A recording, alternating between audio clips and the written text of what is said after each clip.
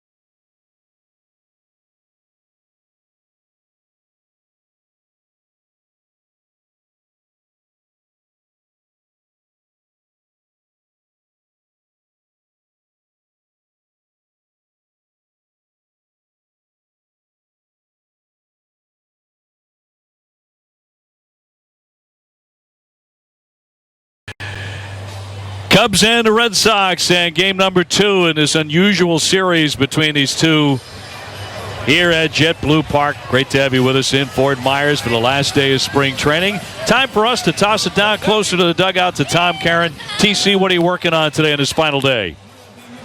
Cover here on the final day of the preseason. We'll get you an update on Rafael Devers, who left that game, of course, last night with that strange collision at home plate. We'll hear from the final couple of players who made the big league roster to break camp, and we'll tell you why a good many members of this team are vowing to skip lunch today, looking forward to dinner. That's all coming up, OB. That's a great story, too. All right, TC, thank you very much. Red Sox about to get on the buses and head on over to Tampa St. Pete. They have a workout day tomorrow in the afternoon, and then opening day on Thursday afternoon right here on Nesson. Red Sox taking the field. Here's a look at the Cubs lineup for today. Albert Almora Jr. is their center fielder with Chris Bryant at third base. Kyle Schwarber in left field with Wilson Contreras doing the catching. He's their number one guy. Ben Zobrist is at first. Addison Russell, the starting shortstop, is hitting sixth. Jason Hayward in right field with Javier Baez, the DH, and Tommy La Stella at second base and batting ninth. So a lot of regulars in there. How long they're going to be in, that's another story. Be facing the right-hander Hector Velasquez, who has made the Red Sox so far 2-0 for the spring with a 6.75 ERA, and one of the surprises to be on the ball club, but a lot of injuries certainly helped. And the defense today for the Red Sox, Ivan De Jesus Jr. will be at third base. Brock Holt will be at shortstop. Eduardo Nunez, the second baseman, and Mitch Moreland over at first base. Left to right, it'll be Benintendi, Bradley Jr., and Betts. And Christian Vasquez gets to start behind the plate. Red Sox winners last night 4-2, and most of the regulars went deep into that game before the substitutions began. And for Alex Cora, is Ron Renicky with him there, and Carlos Fablis and his coaching staff, Dana Lavangi, the new pitching coach for the Red Sox this year, moving from the bullpen role. Things have gone very, very well. And you made the point a couple of moments ago in the open, Jerry, that the Red Sox wanted to get the starters working rather late in the spring in order to be fresh, hoping that, come July, August, September, October, they will be fresh. That's exactly right, and that was the plan all along, especially for Chris Sale. We last year, started out great, and it was still great in the second half, but they lost a little bit, as you headed toward the playoffs, and they want to make sure they avoid that situation this year. They did the same thing with David Price. They did the same thing with Rick Porcello. So the Red Sox, I think, all in all, had a very, very good spring training. Record of 21-9-1. In there for a strike, and we're underway. As mentioned, Velasquez will start the fourth game of the season against Tampa Bay on Sunday, right before the Red Sox depart from Miami.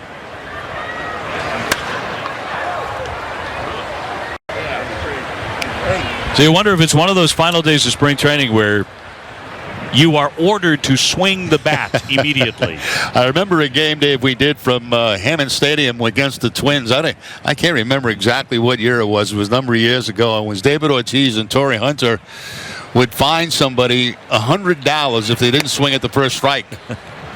First strike they saw, they were swinging. And it was unbelievable. What was the time of that game? Oh, it was close to 2 hours. It was just a little bit over 2 hours.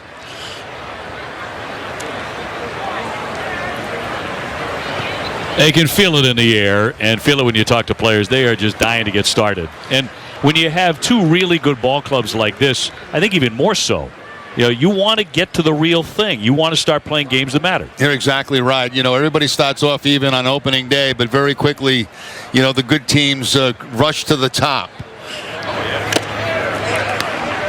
And I think both these clubs, as you mentioned, feel very, very good about what they're going to present on the field this upcoming season.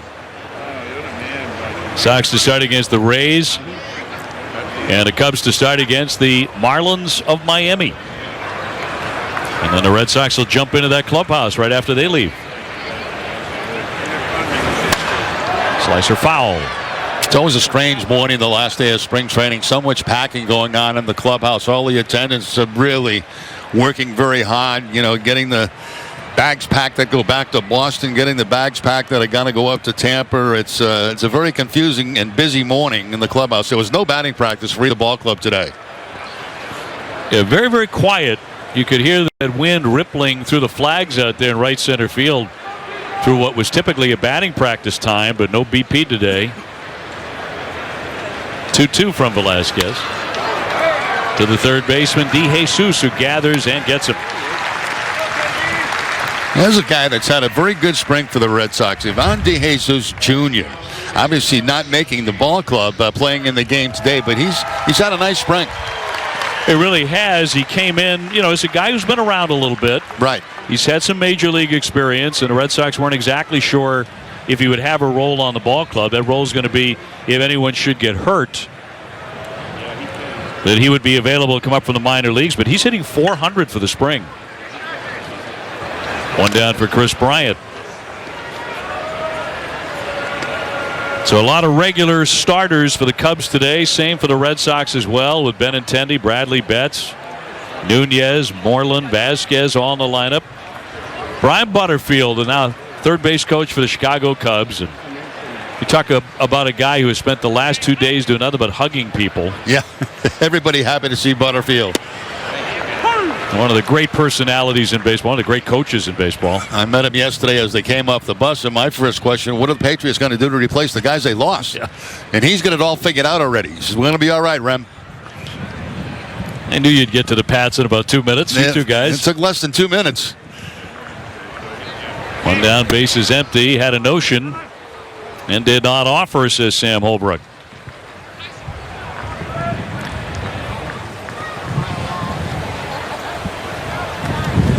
Now, despite the wind, very comfortable day.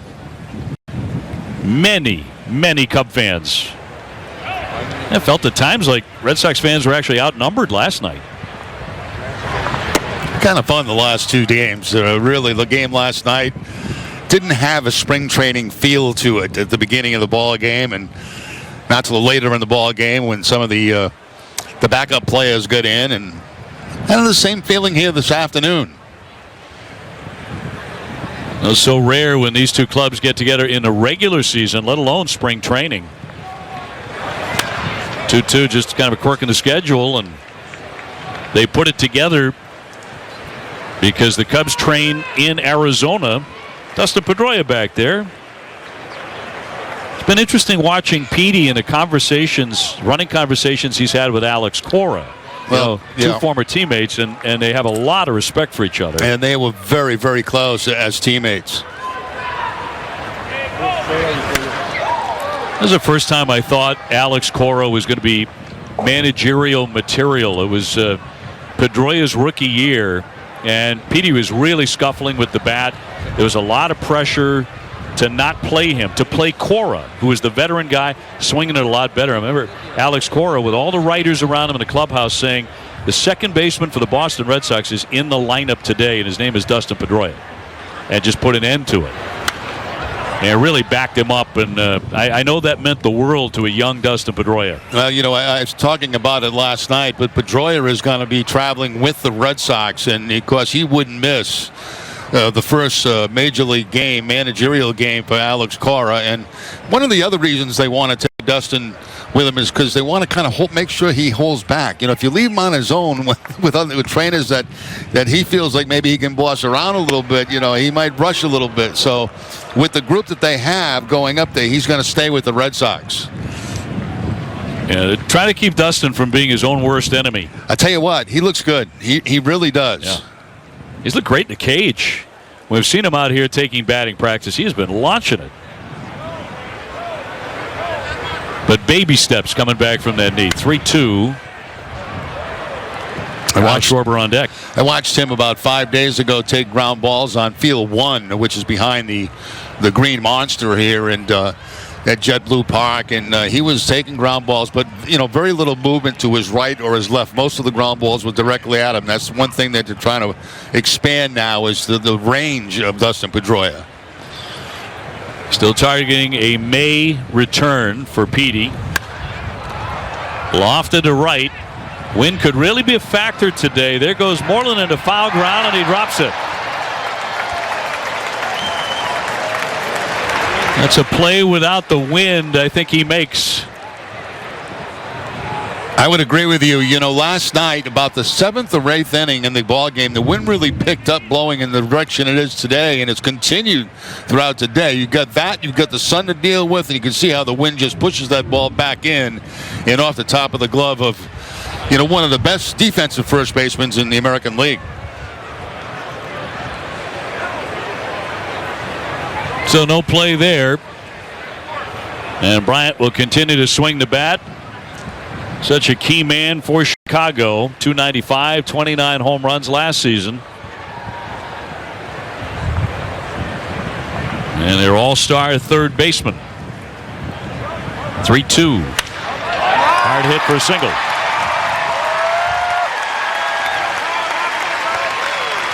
So Chris Bryant, the first man to reach today, right in front of Schwarber. Yeah, puts a good long at bat on Velasquez, and finally ends up with that line shot to left field for the base hit.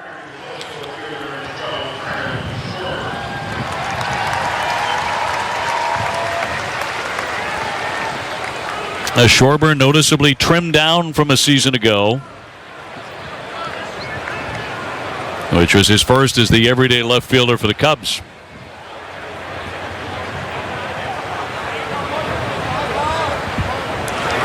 And he'll look at ball one. Vasquez behind the plate. This has been a memorable spring training, to say the least, for Christian Vasquez. Red Sox near the end of this spring training, agreeing with Christian on a 3-year contract extension with an option year as well. And I'll tell you what, the pitching staff was thrilled. Chris Sale had a great reaction. He said, "Oh, heck yeah." And this is not going to be a year where, at least at the outset, where you see, and that's going to be a balk. Bryant will be sent down to second base and a balk by Velasquez.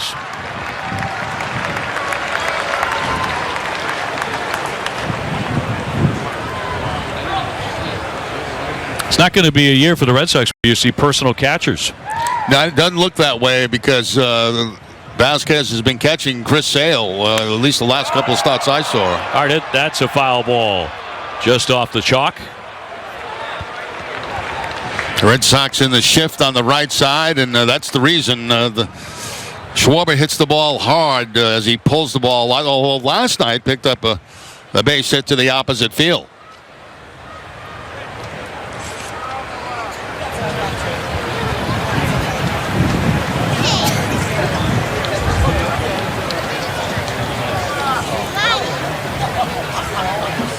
So man down, scoring position for the Cubs.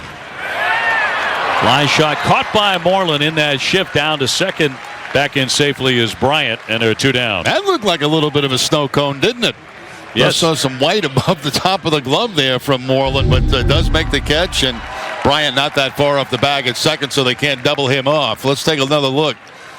Yeah, a little bit of white showing on that line drive catch by Moreland.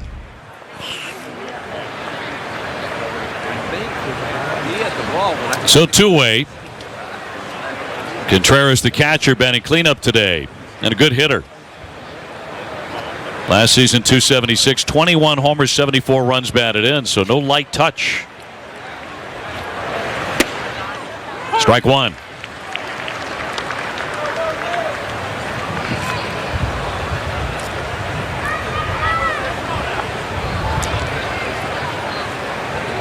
Red Sox won one more game than the Cubs did last year.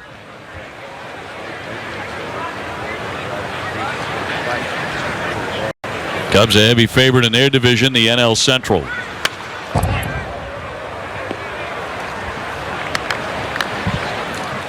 That fastball from Velasquez, you know, he'll be around 90, 91 with the fastball. That last one at 91. One of those guys that's not going to overpower you. You've got to keep the ball on the corners, change speeds. From Sonora, Mexico. Last year with the Red Sox, he made 8 appearances, 3 starts, 3-1, a 2.92 ERA. He had an ugly one in Oakland to start his Red Sox career, but he actually pitched very effectively after that at the big league level. Throw down to second base, going to be close, and a drop. I think if that had been held. Yeah, that would have been very, very close. There's that strong throwing arm by Vasquez. Quick feet, strong throwing arm. And if this ball's held by Nunez at second base, they may have him. Tried to slap the tag down before he had the ball in the glove.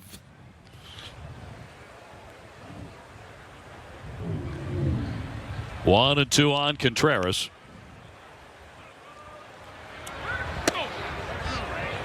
Two and two.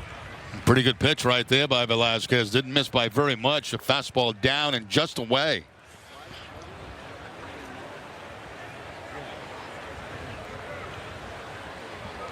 Well, Hector getting a chance at the top of a major league season for the first time in his career to be on the roster with the injuries to Pomerantz and Wright and Erod.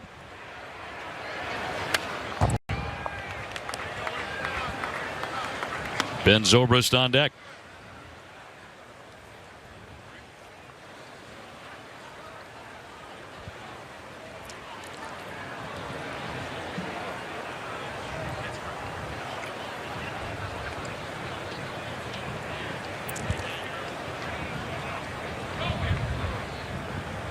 Velasquez with a long look in, still looking in, and now picks one out. Hard hit, but on one bounce to Nunez, who will set him down and retire the side, so the balk doesn't hurt in the end. No score after a half inning. Spring is coming. Be ready for the new season with incredible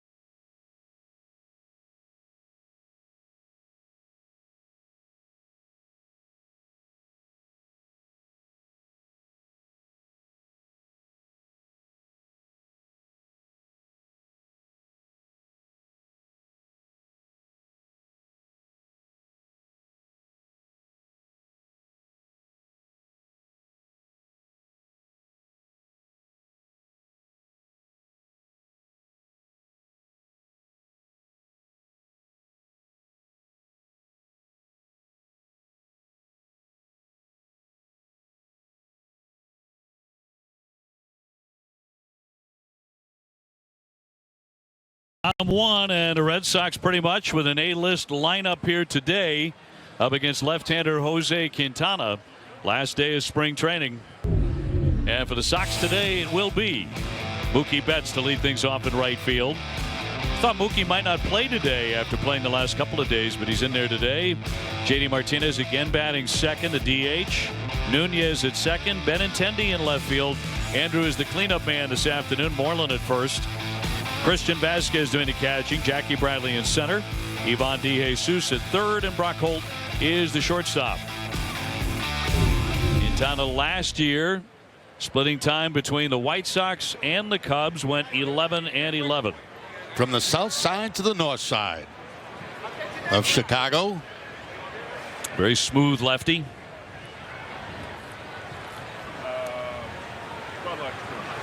And Mookie Betts will climb in 340 with 3 home runs so far here in Florida.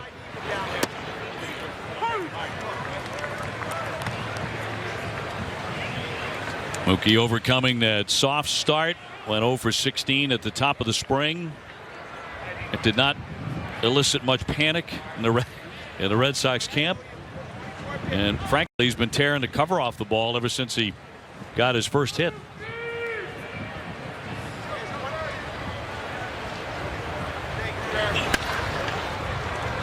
Popped into right. Out goes LaStella Hayward coming in. Second baseman with the grab for the out, one away. Let's look at the Cubs defense. Chris Bryant at third base. Addison Russell, the shortstop. Tommy LaStella, who just made that catch, the second baseman, and Ben Zobrist at first. Left to right, Kyle Schwarber. Albert Almora Jr., excuse me. Jason Hayward in right field, and Wilson Contreras doing the catching. I always want to say Alomar, but it's Almora. Yeah. You're almost all the way there. Yeah. Now there's Martinez, 289, no homers, 7 RBIs in the spring.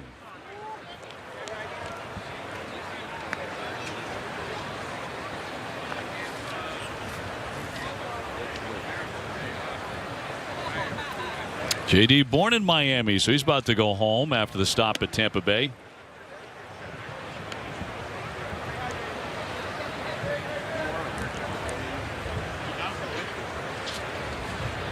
Cubs fans all over the ballpark.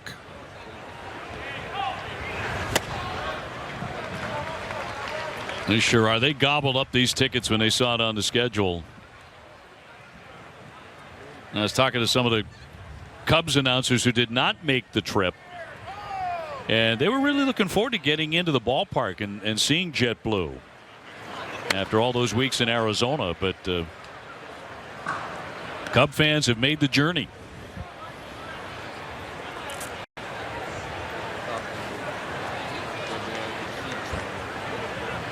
And JD without a home run yet here in the spring, but Sox fans should know that in a game in 2015 at Yankee Stadium, he hit 3 home runs in a single game there.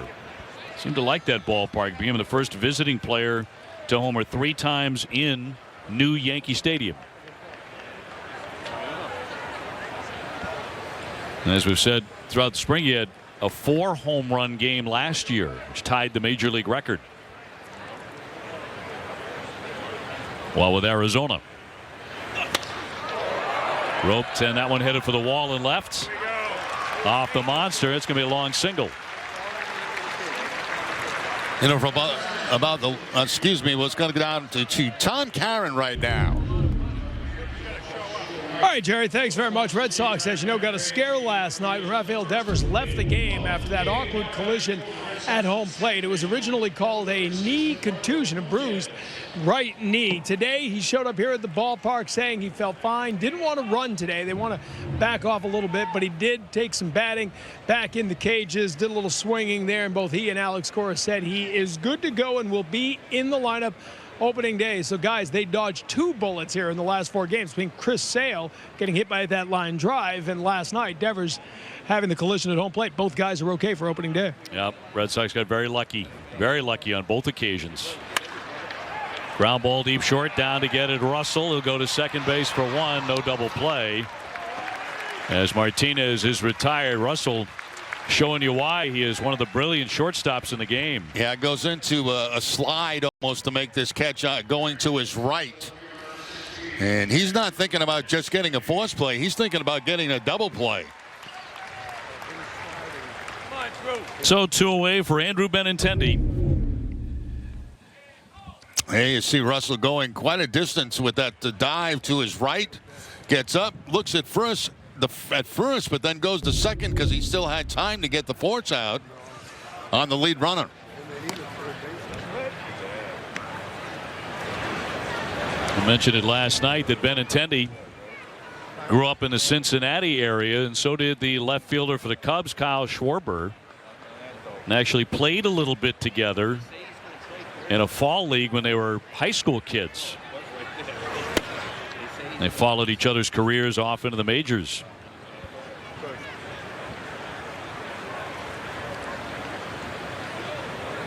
Benintendi will be 24 years old on July the 6th. Part of that youthful core of the Red Sox. Here comes the 1-0 from Quintana. And a strike. And the Cubs and Red Sox just about in the same situation where they have very, very talented young players. Yeah, there really are a lot of parallels between the two. The franchises and the current personnel.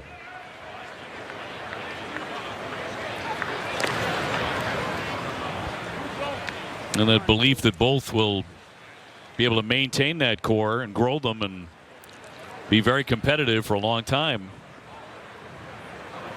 Benintendi about 15 pounds heavier than a year ago.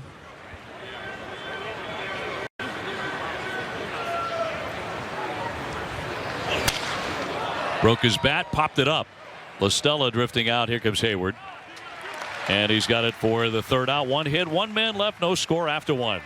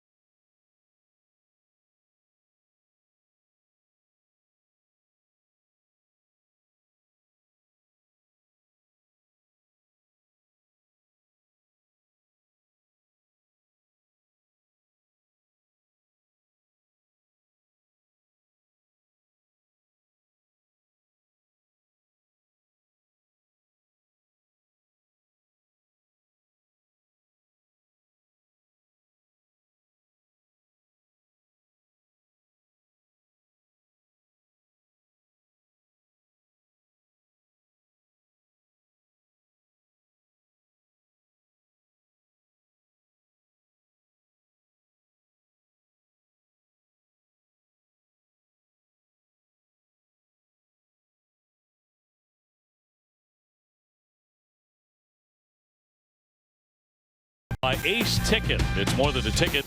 Visit aceticket.com or call 1-800-MY-SEATS. By Jordan's Furniture, the furniture store of the Boston Red Sox. And by Old Dominion, the official freight carrier of Major League Baseball and the Sox. What is that, Fort Myers Beach, Dave? Looks like it. It's like your stretch of beach there, your private beach. It's a little overloaded today, Rem. Not quite. Top half of the second, no score here. The weather's been great there in spring training. Red Sox and all the other clubs have been able to get their work in with very, very few exceptions. So it's really cooperated here. Hardly any rain. Zobrist, the batter, leading things off. Then Addison Russell and Jason Hayward. You know what I always do? I always blow it, though. The first couple of days, I forget how quickly I burn. You know, some people go right to tan. Center fielder Bradley, Jackie a bit to his right for the first out. And then I get back, and it's like 9 o'clock at night, and I'm looking in the mirror, and I'm like, it's Lobster Man. Yeah. What the heck happened? How am I so stupid? Well, we've been inside just for about what, 5 months, and then all of a sudden you get down here in the good weather, and all you want to do is be outside, and that sun can hit you in a hurry. Those folks up there on top of the green monster today, they got the wind to deal with, but also some very strong sunshine. Caps and the visor is a good idea, and the sunscreen is a must. I'm like, you know, I'm old enough. I shouldn't be making that mistake. You know, it's just not smart. But we persevere. Fouled off by Addison Russell. Well, they got a good one here. Defensive shortstop. He's a whiz. Jason Hayward to follow.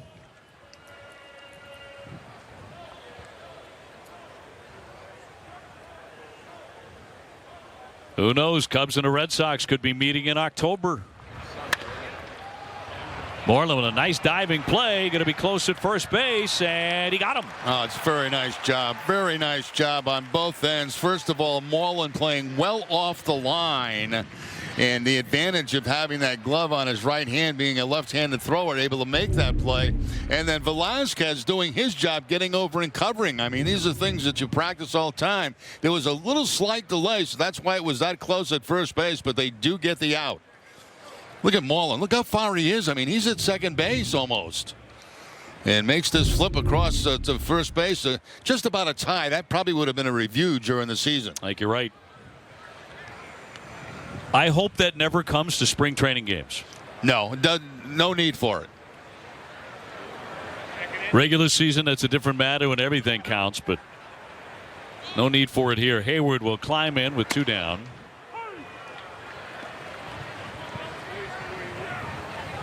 Big left-hand hitter. Struggled at the plate last year. Not with the glove, not defensively. Defensive runs saved. It's very big for outfielders, infielders too. That one ripped into left. Benintendi will play it off the wall. It's a lengthy single. A shot by Hayward. And he led the National League in that category, defensive run save. Mookie Betts led everybody. Hayward taking this line shot to the opposite field. You know, Chili Davis, who's the new hitting coach for the Chicago Cubs, ex-Red Sox hitting coach, one of his projects has been Hayward. And that time, a nice opposite field stroke that time off the green monster. Probably was surprised as hard as he hit the ball that it was not going to be a double, but that's what happens with the green wall out there. Brings up Baez, the DH today. Strike one.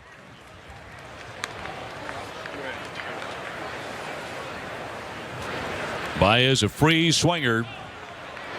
Chili, as you said last night, did not take very long for Chili Davis and Brian Butterfield to find a new ball club. Took about 5 minutes.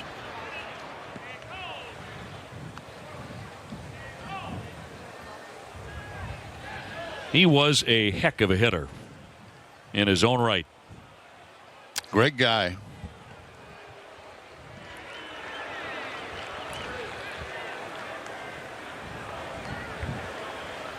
By his 23 home runs last season, drove in 75 for Chicago. High chop. Brockholt from short. Scoops it. Very smooth there to retire the side as Velasquez pitches around the base hit. Today we run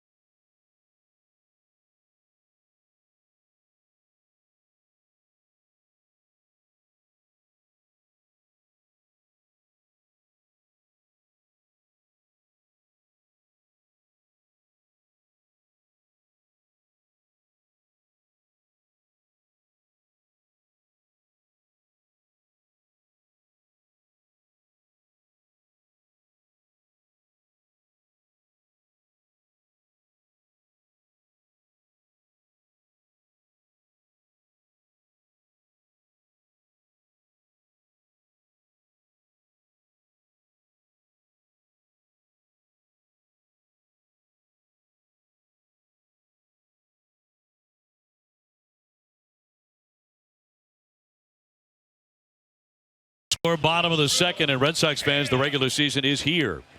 On MLB.TV, you can watch games live on your favorite supported devices. Blackout and other restrictions apply for regular season games. Visit MLB.TV for details. Jerry Remy, Tom Caron, Dave O'Brien with you. Last day of spring training.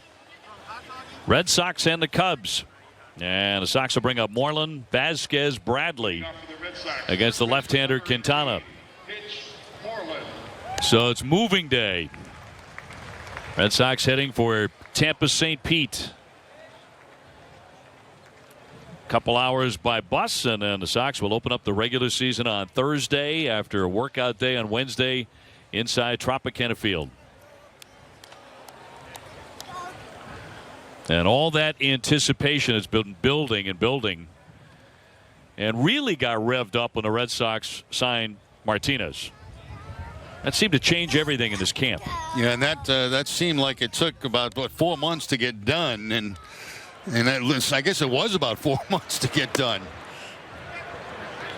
And Finally, then when he got here, it was another week before he could get on the field, right? Right, with the medicals and all of that to clear him finally.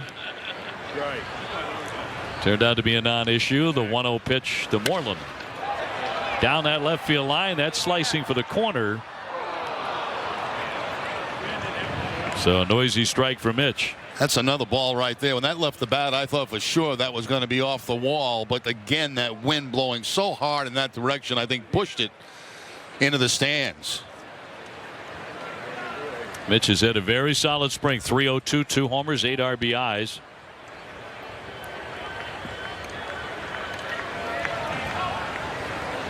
Breezy doesn't cut it today for the description. It's been gusty. Really started last night around the 7th inning and has not stopped blowing. Friendly bounce for Zobrist, still doing himself for the first out in the second. Well, you think about, you ground ball to Zobrist. How long has he been involved on a ball club with Joe Madden down in Tampa Bay? And Madden got him back here in Chicago, and he has been a valuable player for many, many years. A guy that can play all over the field, outfield, infield, get your clutch base hits. Makes a nice play there on the hard hit ball by Mitch Moreland and takes it himself for the out. And very dependable. Yep.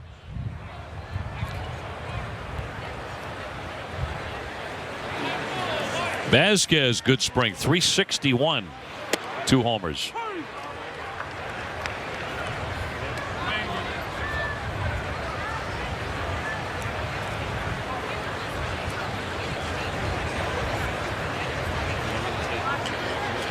Now his hard work has paid off in a multi-year contract.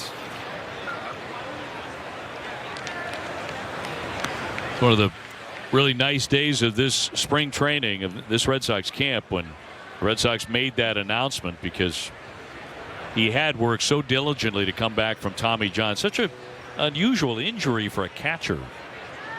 Yeah, Matt Wieters had the same thing. Check swing and a pitch in the dirt, but he went. And the count 1-2. Vasquez shaking his head. He can't believe he chased that pitch that was well out of the strike zone and put himself in a hole now. 1 ball and 2 strikes.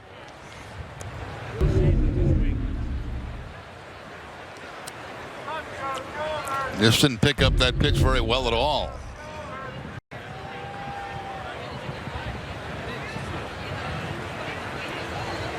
Quintana with a 1-2 and just missed. Quintana acquired last summer from the White Sox, made 14 starts for the Cubs. Pitched pretty well too. He went 7-3, 3.74 ERA. And their deep drive into postseason play into the NLCS against the Dodgers. 3-2. At one point, the Red Sox expressed interest in Quintana. Used to hear the names of Sale and Quintana mentioned, both right, possibly coming to Boston. Given the choice, I'll take the guy we got. Yeah, I thought Sale was like, that was the dream. That was the dream guy. And yeah. Quintana, maybe you could see that happening, but not Chris Sale. 3-2, and as TC pointed out after that shot off the hip the other day, Mr. Sale is fine and ready to go on opening day. Great news for Red Sox fans. And for Dave Dombrowski, Allard Baird with him as well.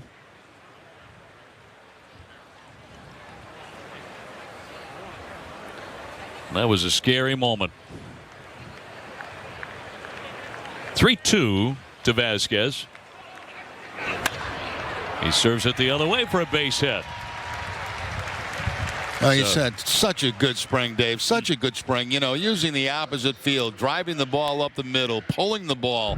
I mean, he's become the complete hitter. I'm 361 coming into the game today, and he's got a beautiful opposite field swing. Head on the baseball, good solid contact, line shot. He's become a tough out. He really has. He's only struck out twice this spring training. Well, Jackie Bradley would like a little of that. Get a couple of hits here right at the end of the spring. He's hitting 159, no homers, 2 RBIs.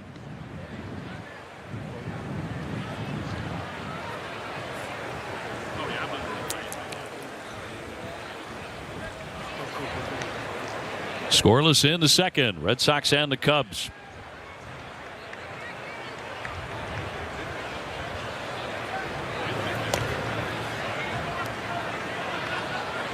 Now Quintana now part of the Cubs rotation along with John Lester and Yu Darvish, who pitched here last night. Tyler Chatwood, who signed a 3-year $38 million contract as a free agent, the former Angel.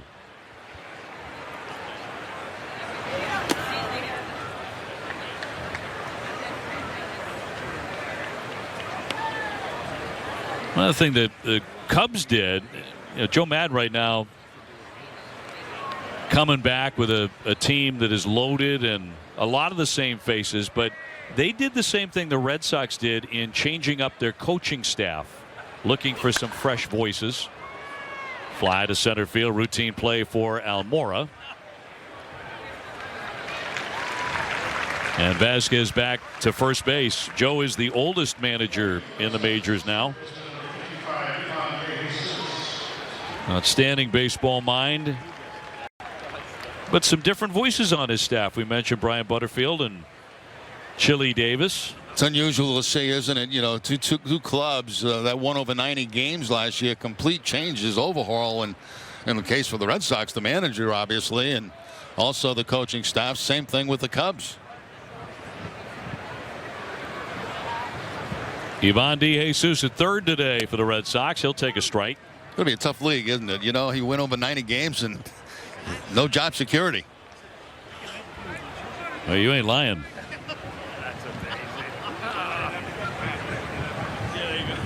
Two cities making high demands of their baseball clubs.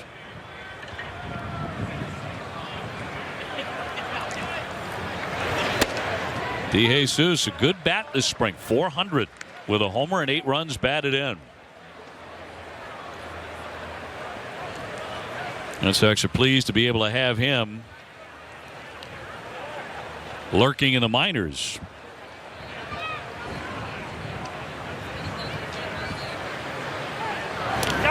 Close, and he picked him off. Vasquez cut down at first base by the left-hander Quintana to retire the side. No score at the end of 2. From the 2 trucks over here, I want you to pick a new truck for your mom or dad, knowing that they could possibly pass it down to you one day.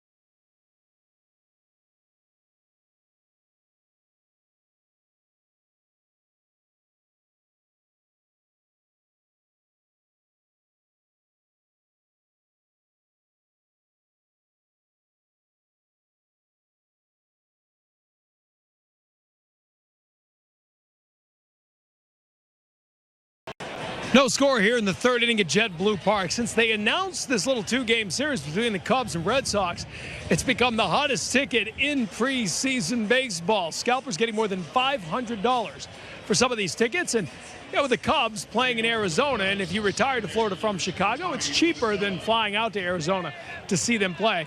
I just talked to a couple, kind of a mixed marriage. He was from Boston, she was from Chicago, and they were saying, we have very similar experiences, but she cut him right off and said, yeah, but you've only won 1.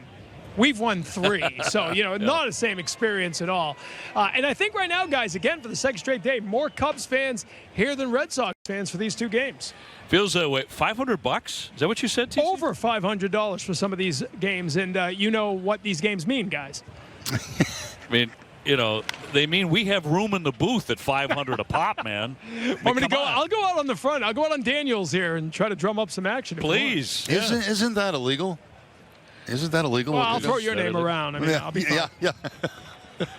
Wait a minute. Isn't that illegal? Tommy La Stella leading things off and cracks that one down the line. Benintendi will watch it sail foul. Feels like just about anything hit like that in the air to left is going to be pushed foul by that wind today. You got to hit it on a wicked line drive.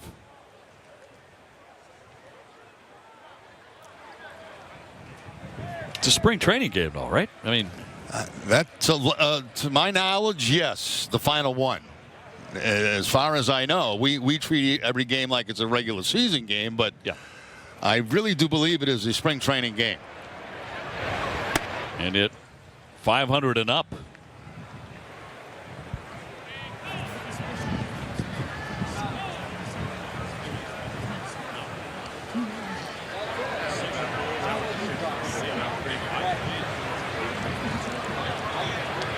That's pretty cool. Seems like there's a trophy for everything in spring training, isn't there? Mayor's Cup, Governor's Cup, the Assistant Mayor's Cup, Chairman's Cup. I mean, the Red Sox Twins series gets renamed something every year, I think. And they mentioned the Chairman's Cup when I was there Sunday. I didn't know what he was talking about. I thought it was. I still thought it was the Mayor's Cup.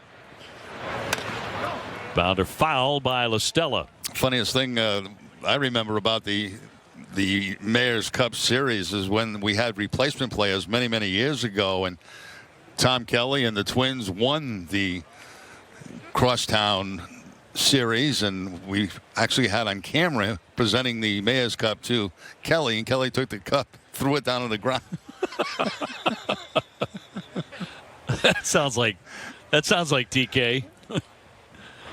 2-2, and he swung and missed. Out of the dirt by Vasquez. He'll fire on to complete the strikeout.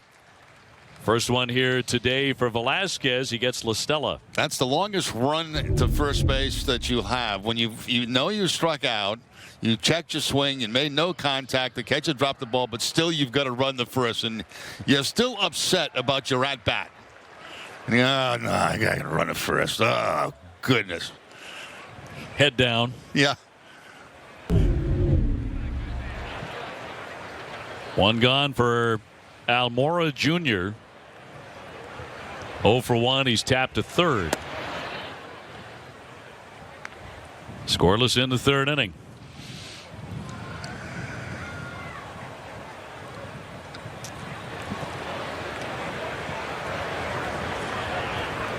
Cubs have become a regular the last 3 years in postseason play. Well, the Red Sox won back-to-back American League East titles. The first time since 1915 and 16 that the Sox finished in first place in consecutive years.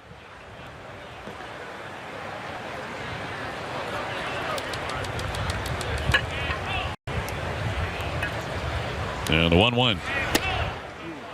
He'll miss with that.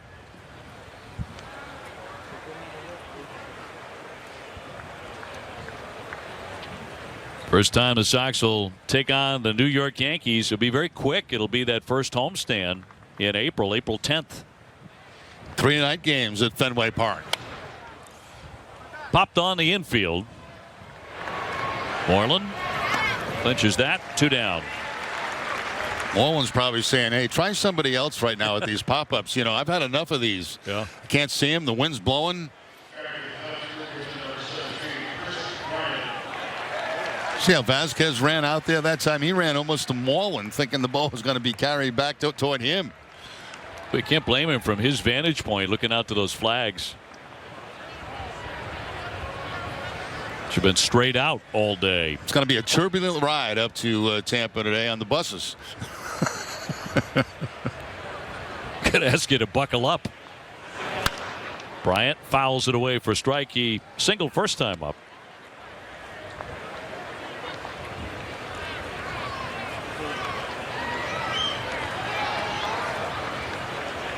Of course, the Red Sox during the regular season, when they fly, they charter everywhere.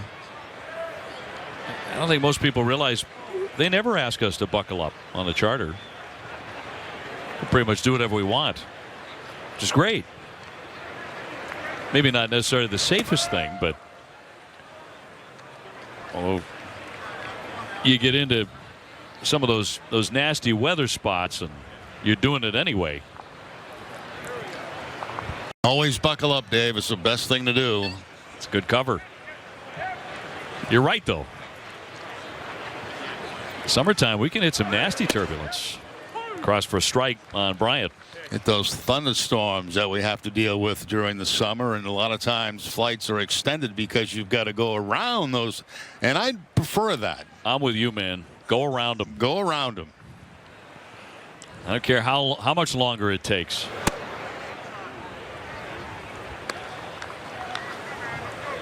Two and two on Bryant with the bases empty.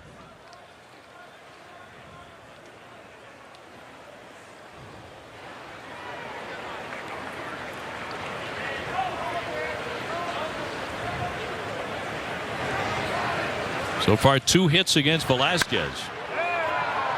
Racing back will be Mookie Betts. That's over his head. Past him, up against the wall in right field. Bryant rounding. Big strides heading into third. The throw will not be in time.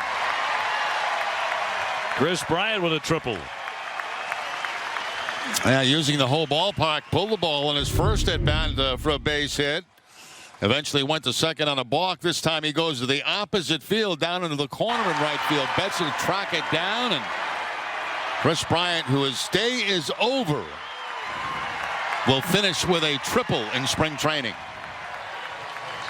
2 for 2.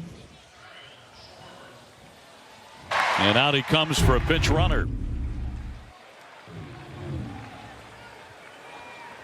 Right in front of Kyle Schwarber, who lined to the first baseman Moreland his first time up.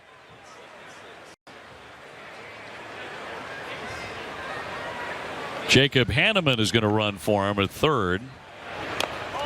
And a bunt dropped down, scooped up by Vasquez. Fair ground, he guns and gets him. And that will retire the side and strand that runner at third base. Spring is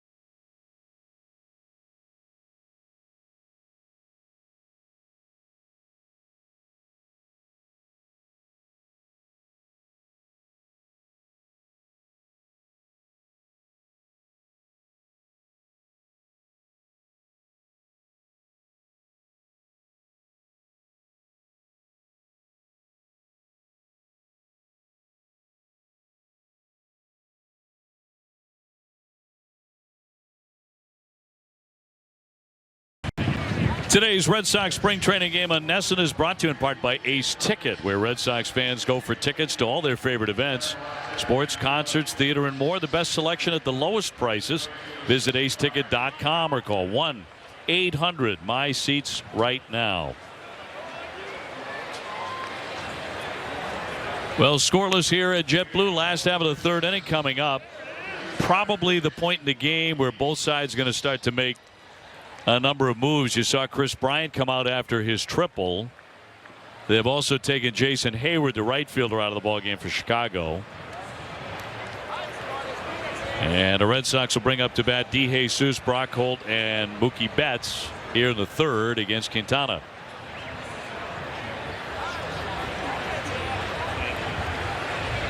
Bote taking over at third base for the Cubs for Bryant. And fouled away by DeJesus.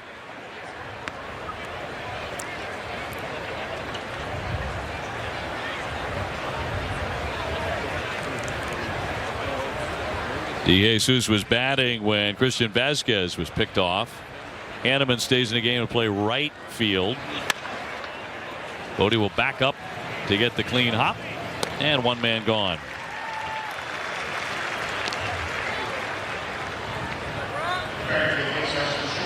And Brock Holt will be next. TC had a nice conversation with Brock last night during the ball game, talking about the life of a major leaguer. You know, over the previous 2 or 3 days, when there were a lot of rumors about would Brock still be on the ball club, would he be traded, would Marrero be traded, who was going to make the team, who was not going to make the team, who had options left. You could tell there was genuine relief that he was staying with the Red Sox at the major league level. But you know, Brock Holt knew exactly what was going on all through that time, but it was still an anxious time for him. He grounds that one to La Stella at second base. 2 up and 2 down. Hey, what you did is you had about 3 guys trying to figure out what was going to happen to him, and you know, that trade obviously took care of all the business for the Red Sox, kept Brock Holt here, and gave Devin Marrero an opportunity to play in the big leagues in Arizona. Blake Swihart making the ball club. As Mookie Betts gets him. Mookie 0 for 1. He's popped up to second.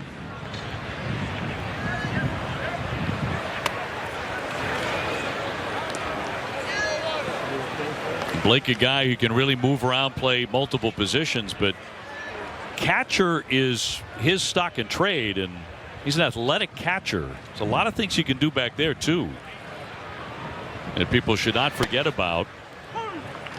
And his ability to run, steal a base, hit and run, stuff like that makes him a valuable guy off the bench as a switch hitter.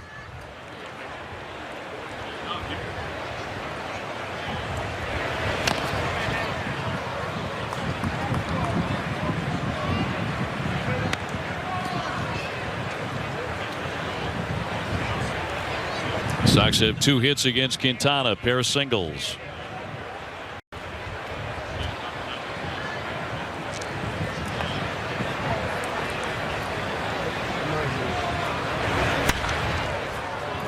High pop up, and Zobra says he has it. That's a fast inning. Red Sox go 1-2-3.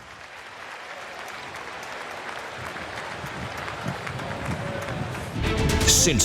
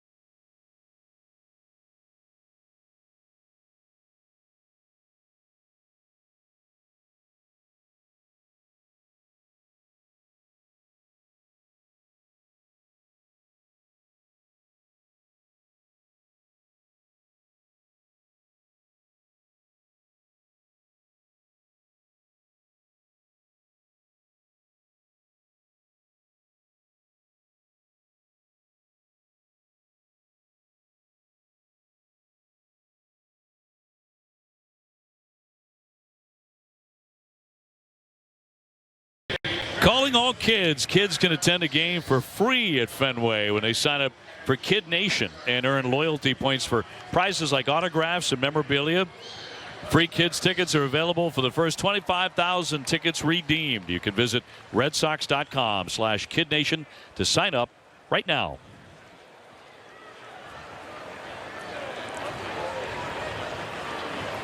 Opening day so close, just a couple of days away. Red Sox against the Rays inside Tropicana Field, and then it'll be on to Miami.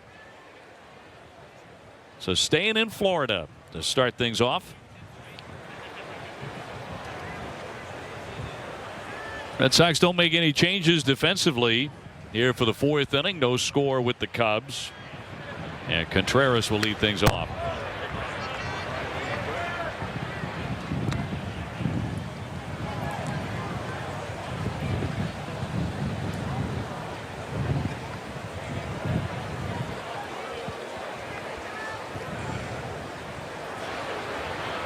Now Velasquez facing a pretty tough lineup today for the most part. He's pitched well. He's allowed 3 hits. Did give up a triple last inning with 2 down to Chris Bryant, but then got the next man. A little dribbler out in front of home plate. He fouled that one off himself.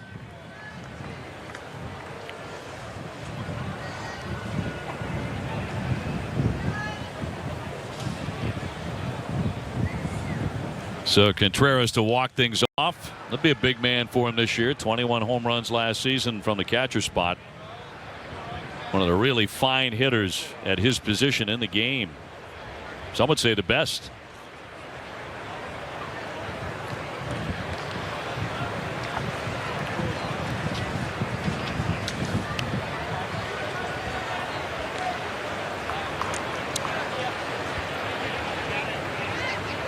Velasquez trying to put him away. Here's the 0-2.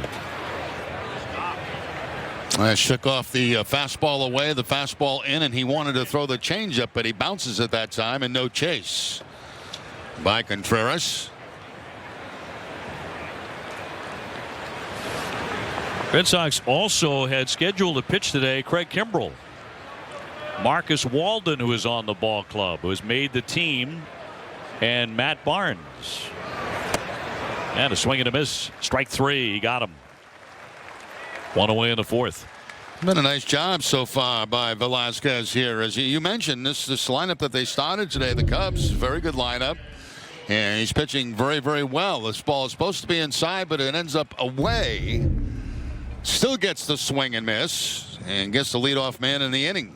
He's got the leadoff man in every single inning that he's pitched so far in this game today.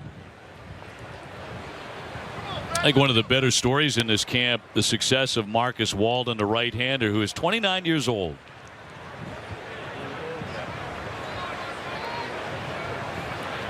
Pitched for the Paw Sox last year, 15 starts, 29 appearances, went 10-6. He's had an outstanding spring. And just one of those guys that not a lot of people were talking about when spring training got underway. No, nobody could have mentioned that name to me in December, and I would have said, yeah, look out for him in spring training.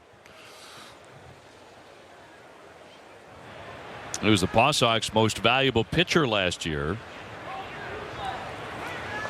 But again, going to be 29 years old, his 12th professional season. Great story. And the other is the left-hander Bobby Pointer, who's on the ball club. Bobby's younger, not pitched above the AA level. I don't think that matters anymore. Bobby's 25.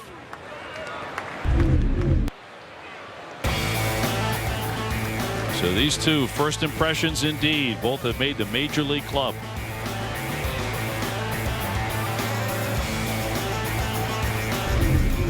Bobby's out of West Palm.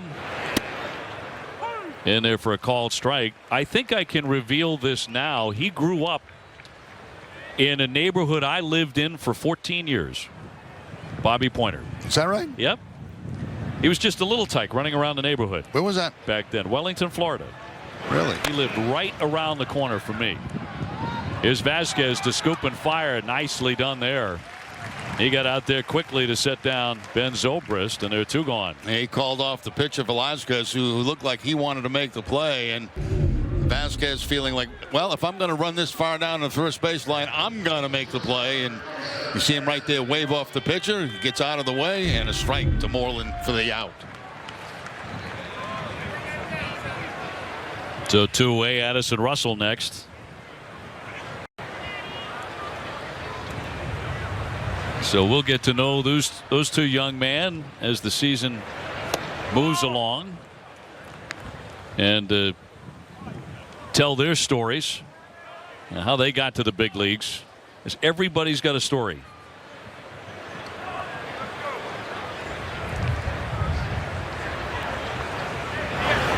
No wonder Russell moves him back a bit.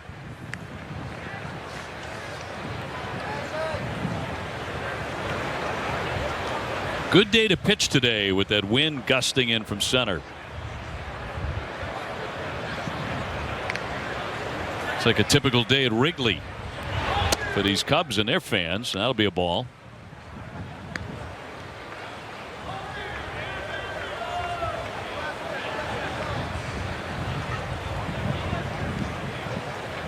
Pitchers have said it for 100 years. You know, if you want to be successful at Wrigley, first thing you do when you wake up in the morning is check which way the wind is blowing. Yeah, when it's blowing in there, very difficult to hit home runs. But when it's blowing out, it can be a long day for a pitcher. Same thing at Fenway. Sure.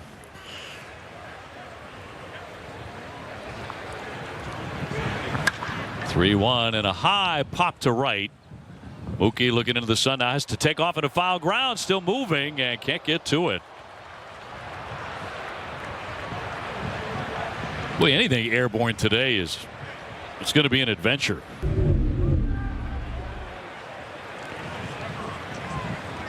Yeah, Mookie again. That ball getting caught up in the wind. He had to change directions, but it does go into about the second row of the stands.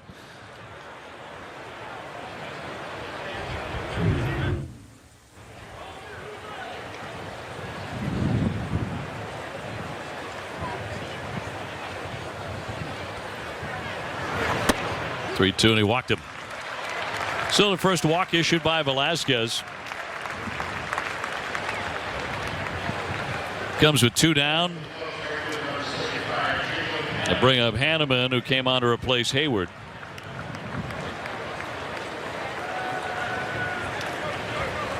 So a couple of the starters have departed the scene for Chicago. And Russell, once he got to first base, he departed the scene. So a runner for him. No score.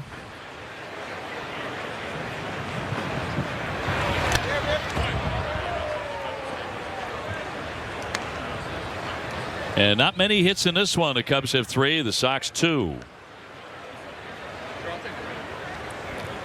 The Red Sox going to see a lot of the Tampa Bay Rays early.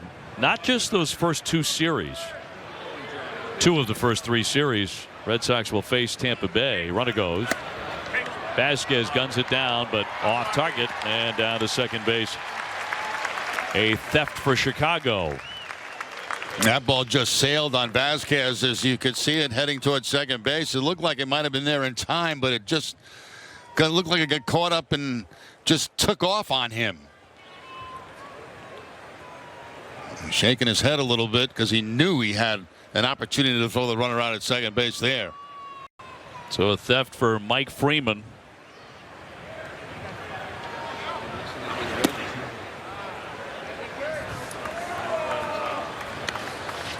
The Sox will take on Tampa Bay the first 4 games, then take on Miami, and then Tampa Bay is at Fenway for 3 games. And believe it or not, before April is done, the Red Sox will face the Rays again at Fenway Park for a 3-game series. So getting a lot of those meetings out of the way very early.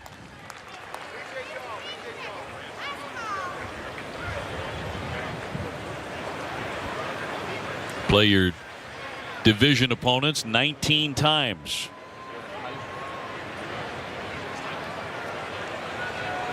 And almost all of those 19 in April against Tampa Bay. Feels like it. 2-2. Popped up again. Behind the mound. Here comes Nunez. Here comes the third baseman, DeJesus, to put it away. Side retired. 1 man left. 0-0. This is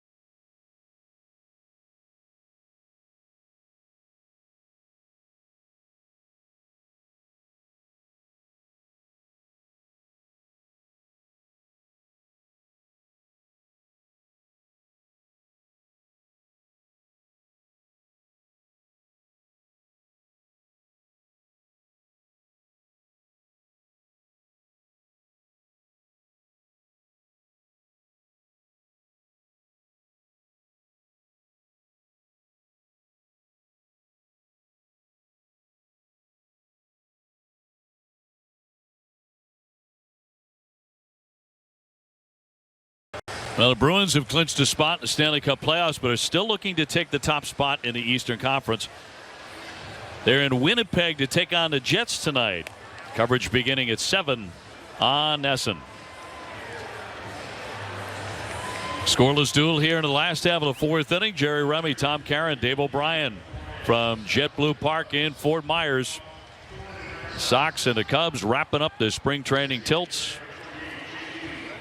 New pitcher now be Justin Hancock, the right-hander for Chicago.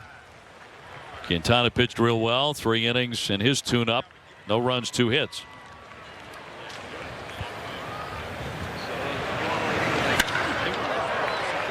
Martinez stings a base hit into left field. So JD with a couple of singles. Second time today he's pulled the ball once off the wall. That time the line drive, picking on the first pitch. A lot of his hits have been pulled recently.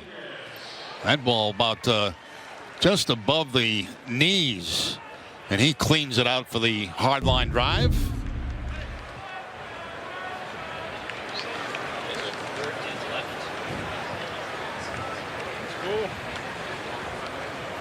Eduardo Nunez 0 for 1 today.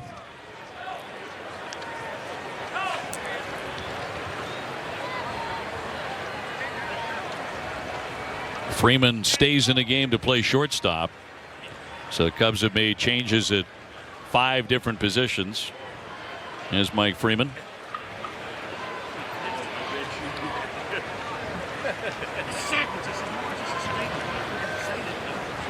Eduardo started the day at 280 for the spring without a homer.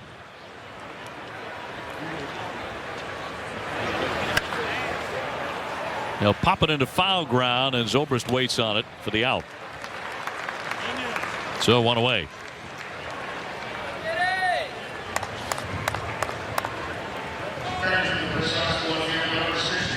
And it'll be Andrew Benintendi now, 0 for 1 today.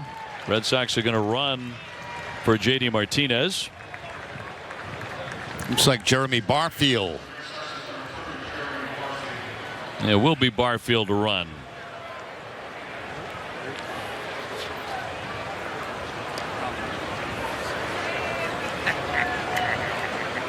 Benintendi having an excellent spring. 386 at the top of play today. 4 homers. And hit a shot at Hammond Stadium the other day that may still be traveling. 11 runs batted in. He's been on.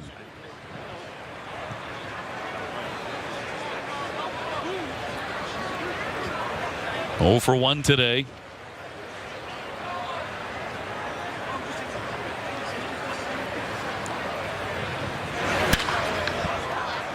Fouled out of play. It's funny how spring training, as it moves along, changes the perception of different players. You know, when Barfield first started out in the games at the top of spring training, it was thought he might be a candidate to make this ball club, you know, as an extra outfielder, because he's got legitimate power. He's shown in the minor leagues. Just didn't really happen here in this spring training. Yeah, you know, a lot of decisions are made early in spring too. You know, it's interesting how managers and coaches and the front office personnel can watch a player for about a week, and they can pretty much tell right away this guy's going to go deep into spring training, or you know, he's not going to go deep into spring training. There are certain things that they pick up right away. Toward the alley, Almora. That's going to be over the head of Court, up against the wall. Barfield into third, and it's a double for Benintendi, who's been hitting all spring. And he's been hitting a lot to the opposite field this spring, which is a great sign for Benintendi. Then you see the pitch down and away. Now that's a pitch a year ago he would try to pull, but instead he's realizing that left field can be his friend, and it has been his friend for a lot of this spring.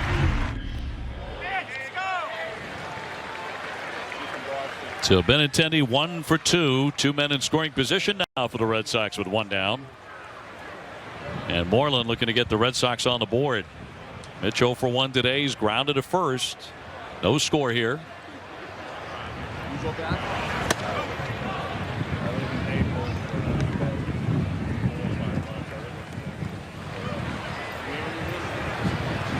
So Sox with a single and a double, threatening Chicago.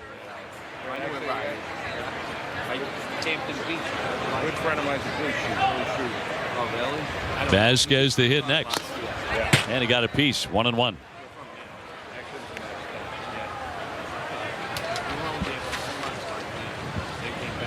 Mitch really fell in love with the wall at Fenway last year, particularly in the first half with all those doubles. He suffered the fractured toe, put a little bit of a damper on his offensive season after that. Still put up pretty good numbers, though. About what the Red Sox hope for. He'll take a ball. 2-1.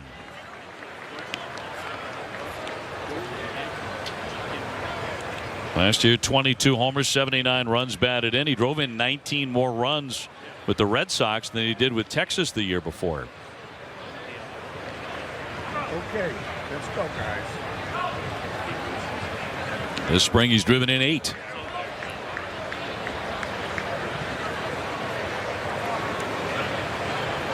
So it's Barfield at third, Benintendi at second with 1 down. Estella to his right will fire on to get him, and a run scores. The Red Sox lead it 1-0. That's all it takes right there is contact. Get the ball on the ground. The infield's back. A ground ball will score a run, and that's exactly what happens there as Barfield comes across with the first run of the day in this game. That ball's away, and you can see how it's hooked right there by Moreland. Estella with no play other than to go to first base, and the Red Sox take the 1-0 lead. And Mitch with his 9th RBI. Benintendi advancing 90 feet down to third. Here's Vasquez. Vasquez with a base hit in the second, 1 for 1.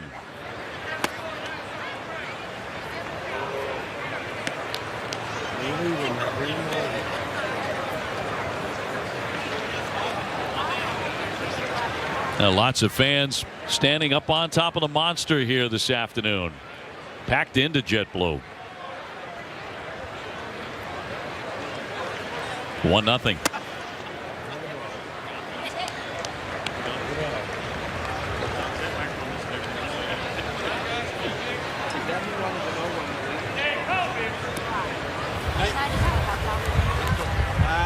Vasquez has hit a couple of home runs this spring. One of those up and over that monster. Here's the 2-0. Rattle foul.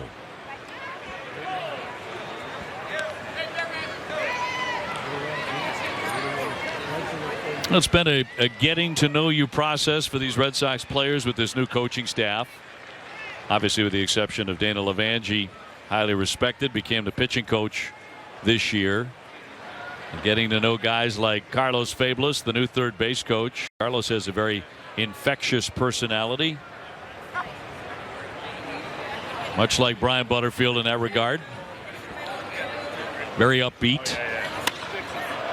Pop toward right, sinking, and a base hit, and a run is in. Benintendi scores, and Vasquez with another base hit to right to make it 2-0. Well, that's where we're talking about, you know, the ability to use the opposite field, and we've seen it twice in the game today by Vasquez. A hot ground ball past the second baseman, now a line shot that drops in front. Then we look at the new coaching staff for the Red Sox. Of course, Alex Cora at the top. Ron Renicky with managerial experience and as a bench coach. Tim High as Dana Levangie. Tom Goodwin at first base, and Carlos Fabulous, the third base coach. Fouled back by Jackie Bradley. Jackie 0 for 1 today with a fly to center. Red Sox 2-0 on the Cubs.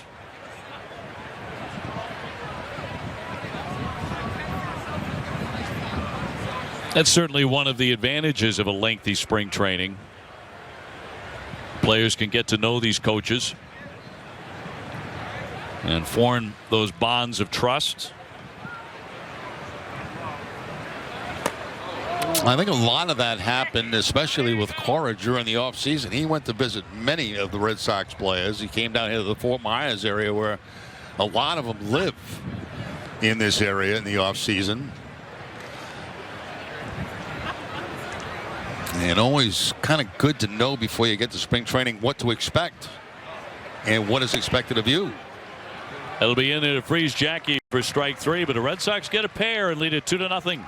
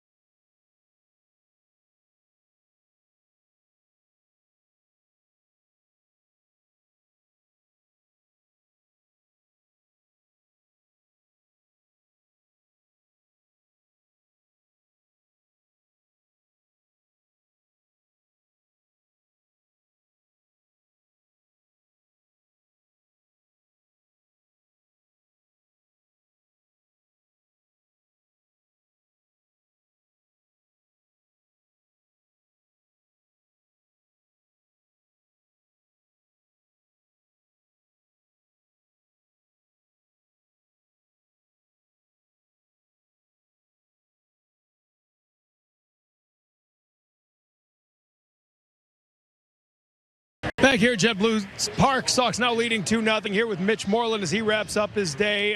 Is the feeling on this final day one of we're healthy, we're strong, we're feeling ready to go? Yeah, I think it's a successful camp if you come out feeling like that for the most part. You know, we only had a couple scares here in this last week, but it looks like everybody's feeling good, pretty strong, ready to roll. It is amazing, isn't it? The ball hits Sale, Devers last night, the collision. Luckily, both are okay, but you're kind of crossing your finger here in the final games. Yeah, absolutely. You know, you see stuff like that, you're hoping everybody just gets out of the game safe and gets to Tampa ready to roll. But I think we're going to be good. You've been around this game a long time. What have you learned about what you need to do at spring training to be ready? How has that changed for you over the course of your career? Yeah, it's different scenarios, I guess. But for me, right now, just trying to come in and use camp to kind of get myself back into field shape, I guess. You know, getting out there and moving around on the diamond a little bit and trying to get the aches and pains out that you get early in spring. See your body bounce back and, play a couple games back-to-back and get rolling. Last year at this time, you were getting ready for your first season in Boston. It was a one-year deal. Why were the Red Sox the right organization for you to come back to? I enjoyed playing. I enjoyed playing here. And, when it was my first choice and when I got the opportunity and they called, I jumped at it. I think the fans really appreciate your work ethic, your blue-collar attitude to that. Do you feel that sort of connection with the fans in Boston? Yeah, I mean, that's who I am, man. That's what I try to do. So the fact that they appreciate that is nice, because that's the way I play. Ask you finally, you feel good about this team as you guys get ready to start? Oh yeah, man. We've got a really solid team. There's no weak spots. Everybody out here is ready to go, and I think the sky's the limit for this group. Happy to be done with that win today? Yeah, let's get out of here before I get another pop-up in foul territory. Thanks, Mitch. Appreciate it. Good luck this season. Mitch Moreland with us here, OB. He really had a fine spring, so congratulations to Mitch there. And as he said, the most important thing is get through it healthy and your swing in good working order and ready to go against Tampa Bay for the real thing on Thursday. Old taking over for him at first base. One of several changes, but most notably Craig Kimbrell in the ball game. The Red Sox all-star closer, and that's what he does. He strikes out the first man that he faces. Now, that's not uncommon, is it? Just an incredible season last year. Look at the strikeouts, 126 strikeouts in 69 innings. Fastball back to the outside part of the plate to pick up the strikeout there for Kimbrell. Worked in the game a couple of days ago against the Minnesota Twins. That was his first inning in a regular game down here in Florida. I think by now most Red Sox fans have followed the Kimbrell family saga. He and his wife Ashley giving birth to the first child in November, Lydia Joy. They knew in advance she had a serious heart ailment. She's had 2 surgeries, being treated now at Boston Children's Hospital. Craig said when he finally did get to camp and leaving his family behind, he felt all right about that finally because of the quality and the caliber of care that Lydia Joy was receiving at Boston Children's, which he says just off the charts, and he's so thankful for that. He said that over and over again. And just another reminder that ball players are people, and they have families, and they have children who need operations, and they have to do this job in front of 35,000 people a night and 1 million people on TV. Keep mowing down hitters like this as he gets 2 in a row to start his outing here today, and yet that has to be on his mind when he's not pitching every minute of the day.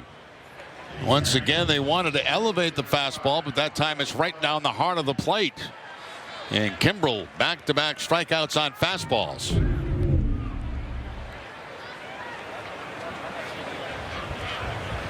A sensational 2017 season for the Red Sox closer. Here's Almora Jr. batting for the 3rd time. He's gone 0 for 2 today. That role might change a little bit this year, according to Alex Cora. There may be some situations where he's needed in the 8th inning instead of the 9th inning to basically try to close out a game. I can imagine a situation where they're facing the meat of the order in the 8th inning with the Red Sox a 1-run lead, where you see Kimbrell there and someone else to close out the game if Kimbrell can get through the inning. Times are changing. Yeah, they really are. Last several years, our managers have decided to use their bullpens. You know, guys like Madden, managers like Terry Francona have been so creative using the back end of their bullpens. It'll be interesting to see how that works out for Craig Kimbrell, because he's a ninth inning guy. Games are won and lost in other innings, that's true, but he loves that ninth inning. And that's been his habit. And athletes are creatures of habit.